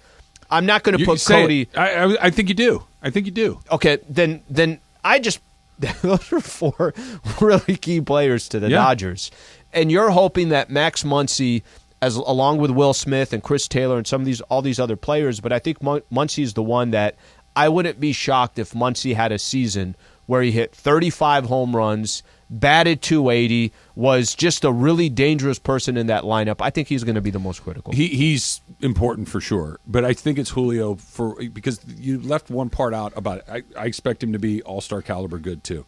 I expect him to get the bag at the end of the season. He is going to get the ball on opening night against the Arizona Diamondbacks. He's their number one guy. But it's the first time he's had to carry the weight of that. I think he can do it. I'm not saying that he's going to buckle under the weight of the expectations, but he's never had to do it. Right? For the previous 10 years, Clayton Kershaw was the guy that took the ball on opening day, and if you needed a losing streak stopper, if you needed a guy that's like, hey, everybody relax, we got Kersh tonight, you knew you're going to win the game. And then last year, and maybe the year before that, it had transitioned into, if not officially on the opening day status, it had transitioned into Walker Buehler was that guy. Walker Buehler is the guy that takes the ball in the postseason. Yep. You go back to the World Series against the Rays, the Dodgers won it in Game 6, but I think even knowing that Walker Buehler was waiting to pitch Game 7 gave the Dodger players and gave the Dodger fans a great deal of comfort knowing that our very best guy is waiting. Julio's your very best guy right now. He's never had to be. He was always the guy that, oh, wow, look at Julio's really carrying his weight. Now, he had expectations coming in. He's an incredibly talented guy. But to your point, this is a guy, we'll pitch him out of the bullpen. We'll use him as a middle guy. We'll use him as the closer in the World Series, that he was kind of a jack of all trades that you had here. And now last year was the first season where they basically said, you're going to pitch every 5 days. You are just one of our most important pitchers, and we're going to treat you like it. Now they've actually elevated him a step beyond that, which is you are our most important pitcher. You're going to be healthier than Kershaw. You're more experienced than May and Gonsolin. You're more reliable than Noah Syndergaard. This is the first time the weight of being that guy is on his plate, and I think that's significant. Do you feel, because I think the way you set it up was great, and I don't really feel like the mounting pressure on Julio, I don't really have kind of a hesitation that he can't step into that role and say, yeah, sounds good. I've been waiting for this. I think he has been waiting for it. Mm-hmm. And I think that brings it to the next thing, right, which is, did the Dodgers kind of blow this a little bit? By doing all of the other things, hey, we need you pitch out of the bullpen. They never asked those other guys really to do that. He was, and at the time it was, well, he has, that his versatility allows them to do those things that, there's a reason Ohtani had never pitched out of the bullpen until a couple of nights ago. It's not what he does. Mm-hmm. Julio had done all these things, but having the organization, having the team say, you're a guy, it's meaningful. They haven't told him that until right now. It's been, you're one of our guys, but you're not our guy. And right now he has to be their guy. I think you're right. I think he's going to step up to it. But if they don't have him, now who does it go to? Kershaw is not healthy enough. Yeah. Buehler's unavailable. Yep. Dustin May, you're kind of waiting to see. I'm not sure what he is. Gonsolin, you have said, show me again. Show me again. Can I ask you a question? Syndergaard is a reclamation project. Is this a baseball thing or is this just a Dodger thing? Why do I feel like the Dodgers have had players where the writing's on the wall and nobody can do anything about it? What do you mean? I feel like Seager, the writing was on the wall. I feel like Trey Turner, the writing was on the wall. And just the way we're kind of describing Julio, there's a little bit of, is the writing on the wall for Julio as well? And I feel like there's kind of like no way to stop it. And I don't feel like there's enough chatter and what the hell. No, you got to do everything you can to lock up this guy right now. Why do I feel like there's a little bit of that? Julio, too, there's a whole another reason to this, too, that because Julio Urias is Mexican and pitches in Los Angeles, and the Dodgers have such a heavy Mexican and Mexican-American fan base, he's an incredibly important part of not just being a really good team because he's awesome, but the culture of the team. He brings a whole additional element to that I think is really significant and important. I feel better about him staying than Seager felt like he was leaving all along. When they threw Trey Turner into that deal, you're like, Seager's gone. So the writing was on the wall there for Seager. Mm-hmm. Turner, the fact that no one said he's staying for sure or we're getting close. The only thing you ever heard is he really loves the Dodgers, but he likes the East Coast. Mm-hmm. That was a bit of a tell. There's nothing on Julio. This is the only thing he's known. This is a great city for him for all the reasons that we've talked about. Yeah. I don't know. They're going to pay him, right? Look, if they nickel and dime him, which I don't think they do, he's going to leave. He's a Scott Boras client. He's going to get what's coming his way. I don't think the Dodgers are going to nickel and dime him. I think they'll pay him. I think he stays. I wouldn't bet my car on it, like you not getting a corn dog on the way out of Disneyland, but I think he's more likely to stay than not. Because where do you want to go? Where are you going to go that is a better fit? Assuming the money is right, where are you going to go? What I guess my point is that you're playing with some fire here, right? Yeah. That you get to the – and listen, maybe it's all just part of negotiations. Maybe there'll be a point at this season where it's like, hey, listen to what they're saying. Julio's making it sound like he's going to stay. The front office is making it sound like he's going to stay. But it has a similar narrative to, I think, what we saw with those other two players where there's nothing – You're not wrong. There's nothing definite there, you know? You're not wrong. No, it would be nice if, look, we're not even going to let him get there. They trouted it, right? And he's not Trout, but if they said, we're not even going to let him get to free agency. We got this done. We did a 5-year deal. It's worth, 150 – I don't know what the number is, $200 million. Mm-hmm. Great. We're done. He's going to be here for the next 7 years. That would be a – It's kind of waiting for that, and it wouldn't have been it wouldn't have been a surprise, and that it's not done. Maybe Boris guys hit the market, though, too. He gets his – because once they're on the market, now it's – it's a bidding war. Oh, crap. Yeah. Don't let Cohen get in here. Sure. Don't let Seidler get in here. Let's just get it done before. I understand it, but risk too. The Dump coming up next. It's Trav and Slee, 710 ESPN.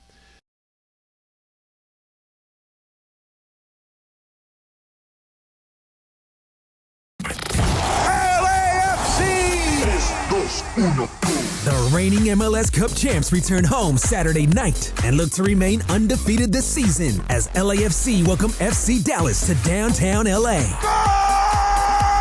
The run for the repeat is on for Carlos Vela and LAFC. This is Carlos Vela, number 10, Los Angeles Football Club. It's time to run him back. Saturday, LAFC FC Dallas. Coverage starts at 7 p.m. on 710 ESPN and the ESPN LA app.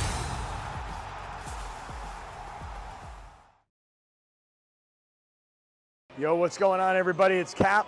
Right now, standing in the 909, the greatest sports bar on the planet, here inside Yamava. Now, on Thursday, March 23rd, we're back here at Yamava, so make your plans. All the college basketball games. Former UCLA star Darren Collison is going to be with us. Come on out and have a great time. Now, look, you got to be 21 to get in. We want you to gamble responsibly, of course, but we are having a party at Yamava Thursday, March 23rd. We'll see you there.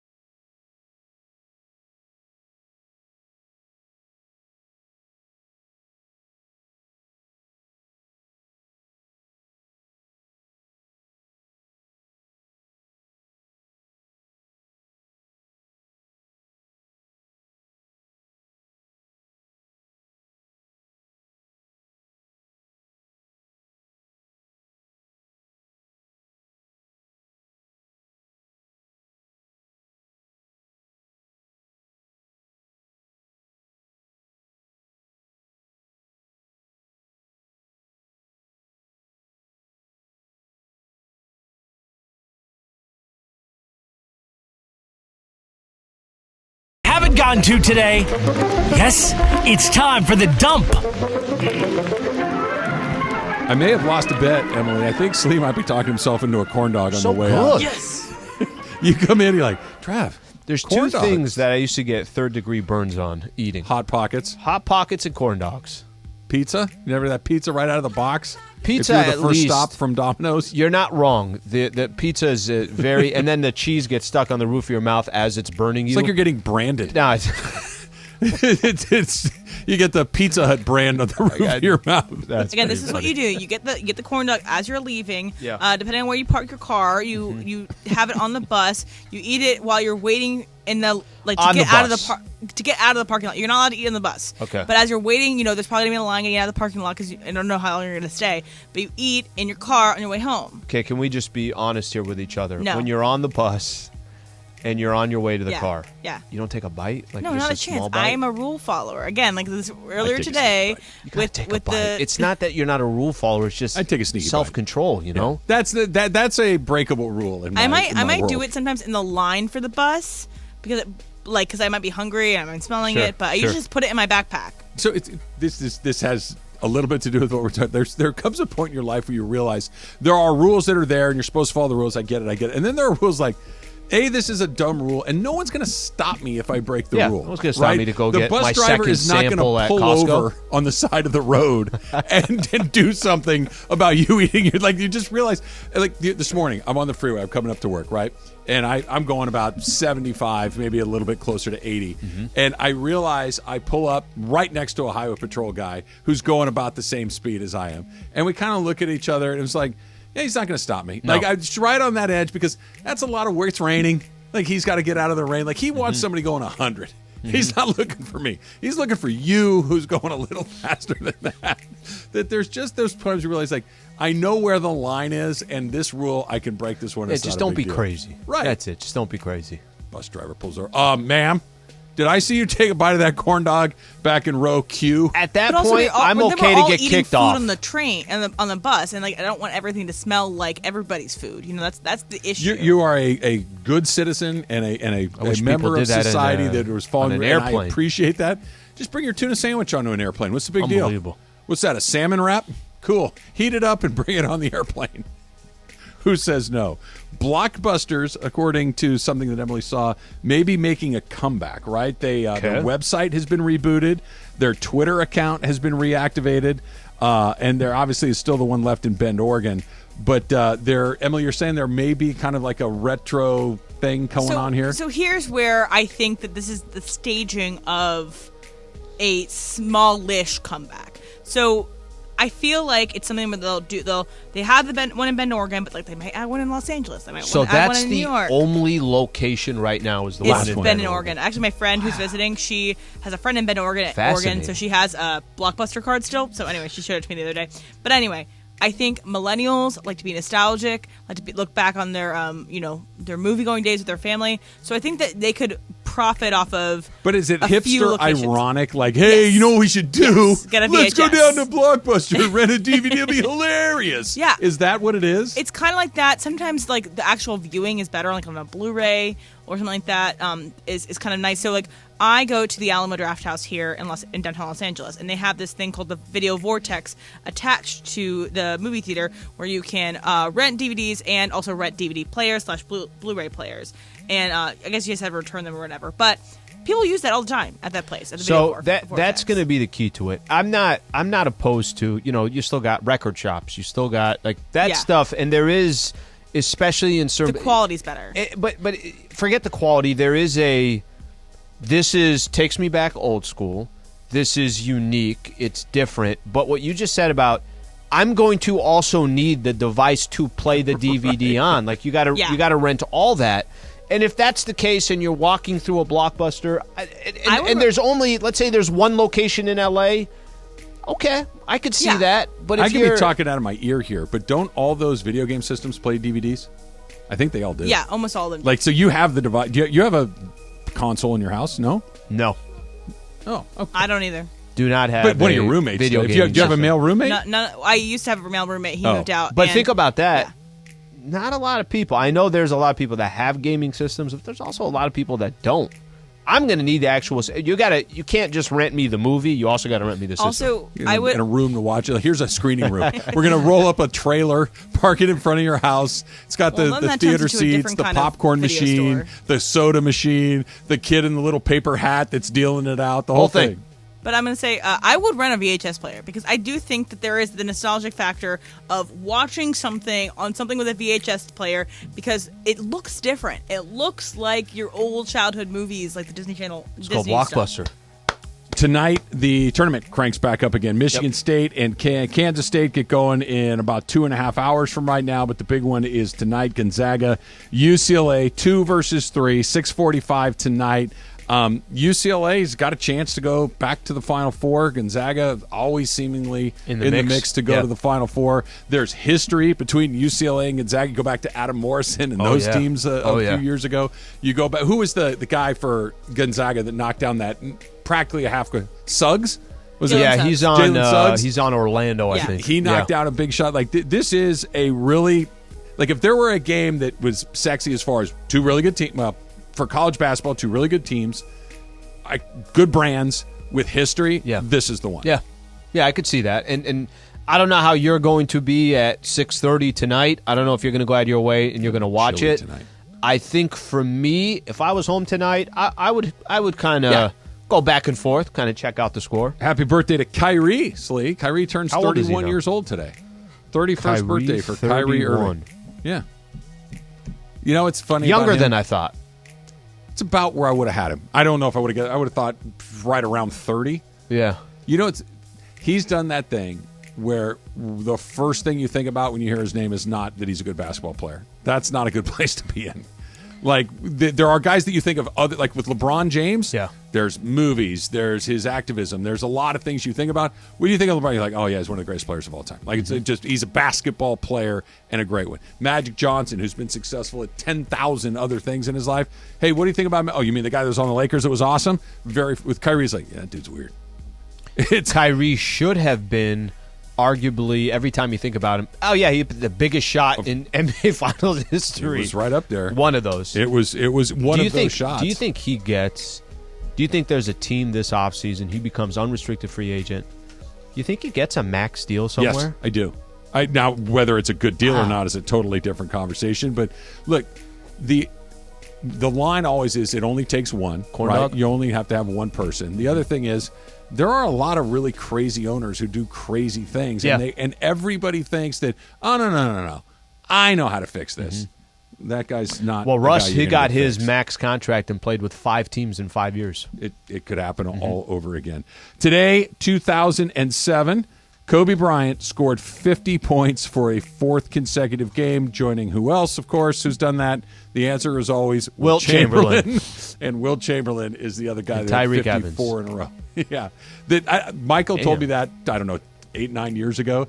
And the answer is always, who's the only player to blank? It's always Wilt Chamberlain if it's an NBA record. And Kobe in this case. Every time they throw up some of those historical stats that they have, and it has anything to do with points, rebounds, something like that, it's this player has done it. He's one of 10 players to ever do it, and then 7 of them are Wilt, one Kareem, one Shaq. That's about what it is. Let's do a little super crosstalk. ESPN AM 710 Los Angeles. KRDC AM 1110 Pasadena, Los Angeles. K256CX 99.1 FM Pasadena, Los Angeles. It's the greatest segment in LA sports radio history.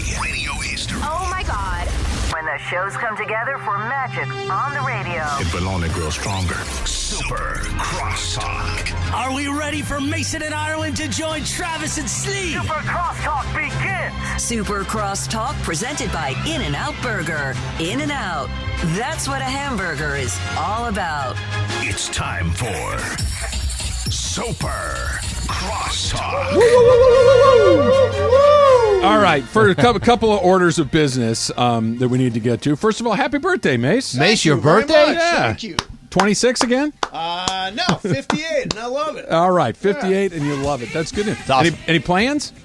I've got dealer's choice on dinner tonight. I got it narrowed down to like 5 restaurants. I'm not sure which one. Does Juan make the ultimate decision? No. Okay. I guess I'm the dealer. That wouldn't make any sense, would it? I'm the dealer. You threw me off. I'm like, I guess it's player's What choice. are the 5 options? 5 options: steak, seafood, Italian, Mexican. No Mexican. No? Okay. I guess it's steak, seafood, Italian. Okay. I think those are you leaning one way or the other? I'm leaning seafood. There's a really cool place we go to called Tangaroa Fish Market, and they do this crab broil where it's got like oysters and crab and mussels and fish and all this, and it's in a net and you cut it open. Oh, that's the best.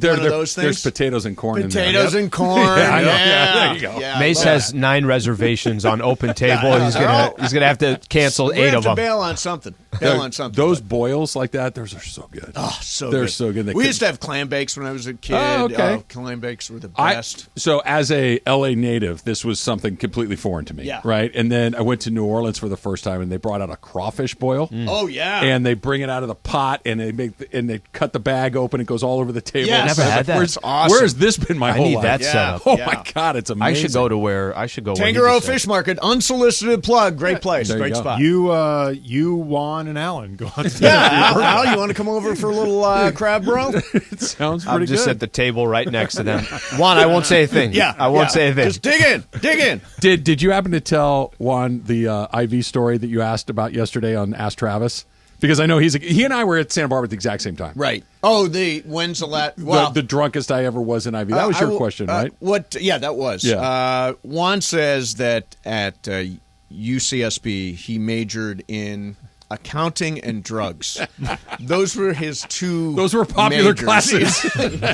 so there were many emphasis stories. was on drugs. Yeah, Emphasis a on minor drugs. in accounting. Yeah, minor in accounting. Exactly right. So no, he partied a lot. Well, by the way, were you surprised that was the story? I still, to this, yesterday he explains the story. AK, I don't know if you got a chance to hear it. Did you hear my answer, Mace? I didn't. I texted that to Emily. I don't even know the answer. Should I tell it again? Yeah, set it up. Set it up.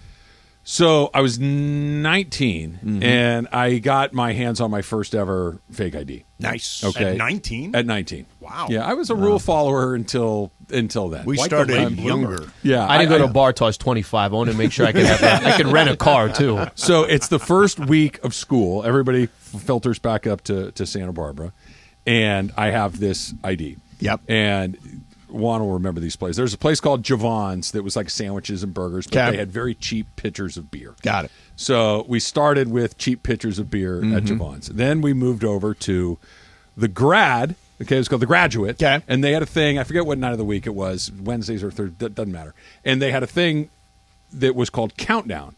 And at 8 o'clock, you would get 1 drink for $2. Okay. Okay. At 9 o'clock, you would get 2 drinks for $2. Okay. At 10 o'clock, you would get 3 drinks for $2 all the way until they closed at midnight. Wow. The drinks would get cheaper the deeper into the night that you would go. So what, 11 o'clock? You'd get 4 drinks for $2. 4 drinks. So it got... Wow. That's a recipe for nothing Yeah, I going was going to say, that is sounds crazy. So that this is the beginning of this story, not a huge surprise. So we go to Countdown. Like I said, we'd just gotten back to school, so I had bought some new clothes going back to school that year, and I bought a pair of shoes that I liked a great deal. They were like, I don't remember the brand, but I liked them a lot. Yeah, they were nice new shoes for me. Very excited to wear them out one of the first nights that were there. Go to the Javon's, go to Countdown. Have way too many 4-for-1s at this point, and I decided it's time for me to go home. Yeah. I go back to my apartment that I've been in for 2 or 3 days, misplaced my keys. They're gone. Can't find them. I'm like, well, looks like I'm sleeping on the front porch until my roommate comes home. Fall asleep, and I don't know, it could have been an hour, it could have been 10 minutes. Wake back up, door still locked. I'm cold, I have to find a place to go to sleep. Keep in mind, I have a car at Santa Barbara, but this never crosses my mind to go to my own car. I say, I'm going to go get into my roommate's car to sleep. His car is unlocked. I get into the back seat.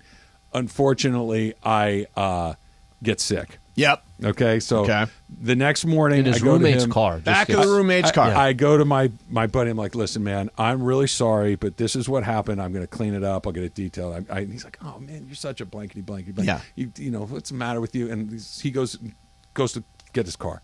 He comes back. He goes, there's nobody in my car. Really? I'm like, wait, what? No.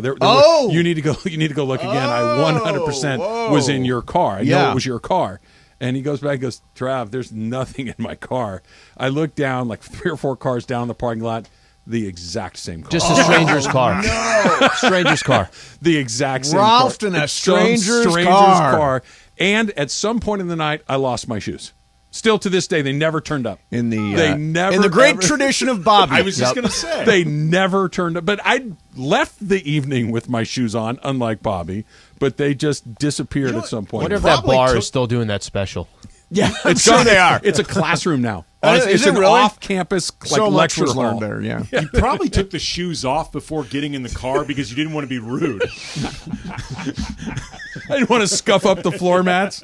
Yeah, that's how it was. So that's the answer to the question. You can share that with one. We had today's National Chip and Dip Day. Oh, yeah. And Emily came unglued because Taylor chose Cheetos. She insists that those are not a chip. No, they're not a chip. Cheetos aren't a chip. I always thought they were a chip. On the chip Flamin' rack at hot the gas Cheetos. station. Yeah, I always thought they were a chip. They're not a chip. Cheetos They're are not a a little chip. wad of cheese. They're not a There's chip. not an ounce of cheese anywhere near those Yeah, things. well, I mean, cheese food Chemicals. product. Yeah. No, but I mean, those are not a chip. So you would have thought in your head immediately, that can't be in the draft or category of a chip. Instantaneously. Really? Cheetos not a chip. I would have never thought that. They're a chip. Emily feels so good They're- right now. Look at they're her. a Look at chip. her smiling. They're on over the there. gas station chip Feels rack. so They're good. a chip. They're like an adopted chip. Like they're in the chip family, but they were adopted, or they're almost like a pet. They're like a pet in the chip world because like humans raise a different animal, but they're part of the family. Because so it's like a wolf raising a stray child. Yeah, I mean they're like the Cocker Spaniel of the chip world. Because I mean they are. You're correct in that aisle. Yeah. But you don't functionally use them in any way that you normally would use a chip. But when you go through the gas station, you put the gas in the car, you go inside, you grab a Coke or a coffee or whatever it is, and you want a little salty snack. All of those same things are on the same Pretzel's shelf. not a chip. But that sure it is. Right, No, in this I would pretzel's say not a pretzel's chip. not a Pretzel's chip. a pretzel. Here's I the fall thing, in though. that one. You're conflating the chip rack with the salty rack. Like all of these things are actually just salty snacks. They're not chips. So is a Pringle a chip? Yes. Pringle is a chip. Pringle is Corn a chip. nuts. Not according to the U.S. government. It's Corn, not. she just pointed, corn nuts, not a chip. Yeah, in this And scenario, I they're on think the that they same are. salty rack as Pringles, as defined by the case Big Chip v. Pringles, has to identify as a crisp. Was there actually It is- a but there- lawsuit? There was. But that's a legal thing. Like it's functionally the same thing. Like they're not Crisp. fooling anyone. Crisp. Like over at Big Lay's, they're not fooling anybody. You know what that chip, the Pringles chip, the shape of it is? Like duck lips. Hectabolon. A hectabolon is that actual. That I made wavy. That up. I totally made that I up. was gonna say, I feel like that I'm you were a sure it math has a guy. shape. I'm sure it has my a shape. I'm sure the name. If you didn't say you made it up, I would be telling people after the show. Well, So this anyway. I don't know if you know about this. Still Yeah, want to exactly. know what It's a hectabolon. Like that. Yeah. I don't like that. Yeah, no, Pringle, the best. Really? I love Pringles. Pringles, I yeah. told that was in my list. That was my Yeah, part Pringles of my on my ranking. Pringles power is in there. rankings for sure. Why not Yeah. just eat like wax lips or sex wax or something like that? Because I That's can't all- buy them in the chip aisle. They're Much not less there. with Not salt. salty. Yeah, They're not there. They're not salty. Okay, I got an NBA question for you guys. Last night, the Lakers beat the Suns. Good. Yes. They needed it desperately.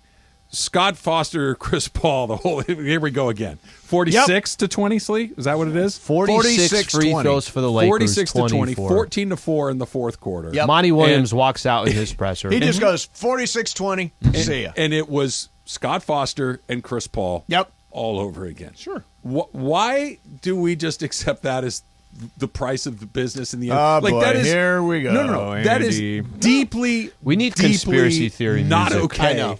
And we just kind of shrug our shoulders like, yep, Scott Foster got him again. Look, it's for the same reason that the NBA will both shoot down conspiracy theories about the draft and frozen envelopes and stuff like that, but also make sure that we never stop talking about it. It's a long season, man. You need things to talk about over the course of a year. This is a in, year talking out. point Yes. designed by the NBA? Yeah. I'm not saying it's designed by the NBA. I'm saying this is the reason why you don't do the obvious thing, which is don't let Scott Foster referee games that Chris Paul is in. Like, it's an easily solved problem, right, if you actually want to solve it. But why don't they want to solve it, I guess, is my question, because I understand narratives. I understand you want eyeballs. I understand you want storylines. I get it. but it inherently alters the spirit of competition. I don't know. I mean, he never wins when that guy's on the court. It is true. He never wins. It's some. What'd you say the record? You said it was like 1 in 12. It was 1 in 12 in the playoffs. It's 1 in 12. Right, but here's Chris the Paul's thing, on good teams. They're not going 1 in 12 against anybody. I mean, everybody says that, except Chris Paul also has a reputation as the guy that can never get it done, and you can't build a team around him because he's too small as a point guard to do this stuff. Andy, I'm with you on all of that. I'm not saying he can't have a losing record. I'm not saying he can't lose the series every time. My point is, people would say he doesn't need Scott Foster's help. He can choke this thing away himself. Yeah, no, Thank you there's very a good much. point. You can't have this both ways. It's altered. It's altered. Look, the two of them are miserable people. Right. They don't. Who They deserve just each other. don't like each other. Right. Right. And we all have people in your workplace that you just don't like. I agree with you, but you also don't have somebody in your workplace where the dynamic is one person has an incredible amount of power to dictate the outcome to you, and you have no recourse for it just because it's personal like that. Where it's supposed to be John equitable. threw a trophy. Yeah, no, it's but true. Where it's supposed to be equitable. The idea of these things is there's going to be mistakes. It may be slightly tilted one way or the other, but it's so remarkably lopsided. I just think they need to go to HR. Just go to HR and work it out. That's how you take care of it? Yeah, that's how I would handle it. No, I mean, hey, we'll take it. I'm not We'll throwing totally it back. take it. Don't Yeah. get me wrong. I'm Yeah. not throwing it back, but I guess I'm alone in this one. And he's got some fancy explanation that he's going to Let's tell hear you it. later on. Oh, No. okay. He's going to tell you later on. So Fair. it takes about 5 minutes, but it's really It good. really doesn't take that long. It just took you 5 minutes to read it. Oh, you It was wrote a it out? very long text. You want me to show you the bubble of the text? It ain't that long. Dude, let me ask you this. Do you have to scroll through it along the way? No. So it fits in one screen. It does fit in one screen. Okay. Here. Slow of a reader. My mind went numb in the midst of it. Okay, see the larger of the two blue that's it? squares? Yeah. That's the whole That's thing. not, Right. That's not very long. You okay, No, that's Mace? not long. Yeah, sure. That's not that long. No, it's not. It's long for It's me. a lot. I would read TLDR. probably half of it. I'd stop. Go get Texts something are to supposed eat. to be short, right? You're not. Even Momo's text messages are She's short. very succinct on text. On text, yes. Yes, she is. Okay, I will say you're this. wrong. If I No. I know different. if I'm going to send a long text, then I pick up the phone and I just call him. Right? Like Yeah. instead of the long text, I don't want to talk to you on the phone. I would rather That's when I don't want to talk to you hit on the the red button and say, text back, what? Yeah, what? But you Exactly. would rather write a long text than just have the conversation with somebody? I don't want to have a conversation with anybody. Yeah, I just don't. I hate Forward Yeah, I texting texting know. for that I long. know. long. Please I don't. wanna read Please don't. Okay. Don't call me. I mean, I'm just going to be. Don't call me. I'm not answering the phone. Slee's going to Disneyland this afternoon with his nieces. Hey. Yeah. Yeah, right after. Happiest place on earth. The Sleeces. So, I haven't been since pre-COVID. Have you been in a while? I'm not a Disneyland guy. I know I work for Disney, all that Why not? stuff. I don't have kids. I'm not a. Yeah. there Not are even just a kids nice walk, hang everywhere out. screaming, and they got ears Juan? on. and Juan's a fan or riding not? The Matterhorn, whatever the hell's going on here. Not into it. Should put that in the commercial. Steve Mason for Disneyland. There goes that live endorsement. So now do you like Disneyland? No, He's I'm on your team. Yeah, I'm okay with not going, but they've never been. They're already down there now. So today I'll look forward to. Plus, I don't have to be there right when it opens, all the way till it ends. You have to Get a little half stay a for the day. fireworks? No, I don't think they'll be staying that long. They got to drive back to San Diego tonight, so I think they'll leave before Yeah, I took then. my niece to Disneyland once. It was like a friggin' hostage. I mean, a hostage situation. It was so. I just cannot do it. Summer? No. Okay. You're saying summer? No, I'm saying, was it in the middle of the summer when you guys It went? was whenever it was. 'Cause that's it brutal. sucks. So the That's summer brutal. Disneyland trip is a more arduous venture. Because it's really packed, right? And it's hot. Yeah. Really it's hot. hot, and it's hard to find shade and air conditioning. Yeah. But Sleep, you'll have a good time. Spoil your $14 nieces. waters. How old Buy are your whatever they nieces want. and nephews and all that? 8 and 6 are 8 these and two 6. nieces. They're great at that Right age. down there. So I say that no matter how old the kids are. How old are your kids, Andy? I only have one, and she's going to to be 12 in Yeah, April. That's a they're great great age. at that age. That's such a fun age. How about 22, 19, and 17? Oh, that's so much So fun. cute. So adorable. They're just at that adorable. Age. Yeah. You just want to pick them up and snuggle them nonstop. Super Crosstalk is powered by In-N-Out Burger. That's what a hamburger is all about. Mason and Ireland coming up next. We'll see you tomorrow.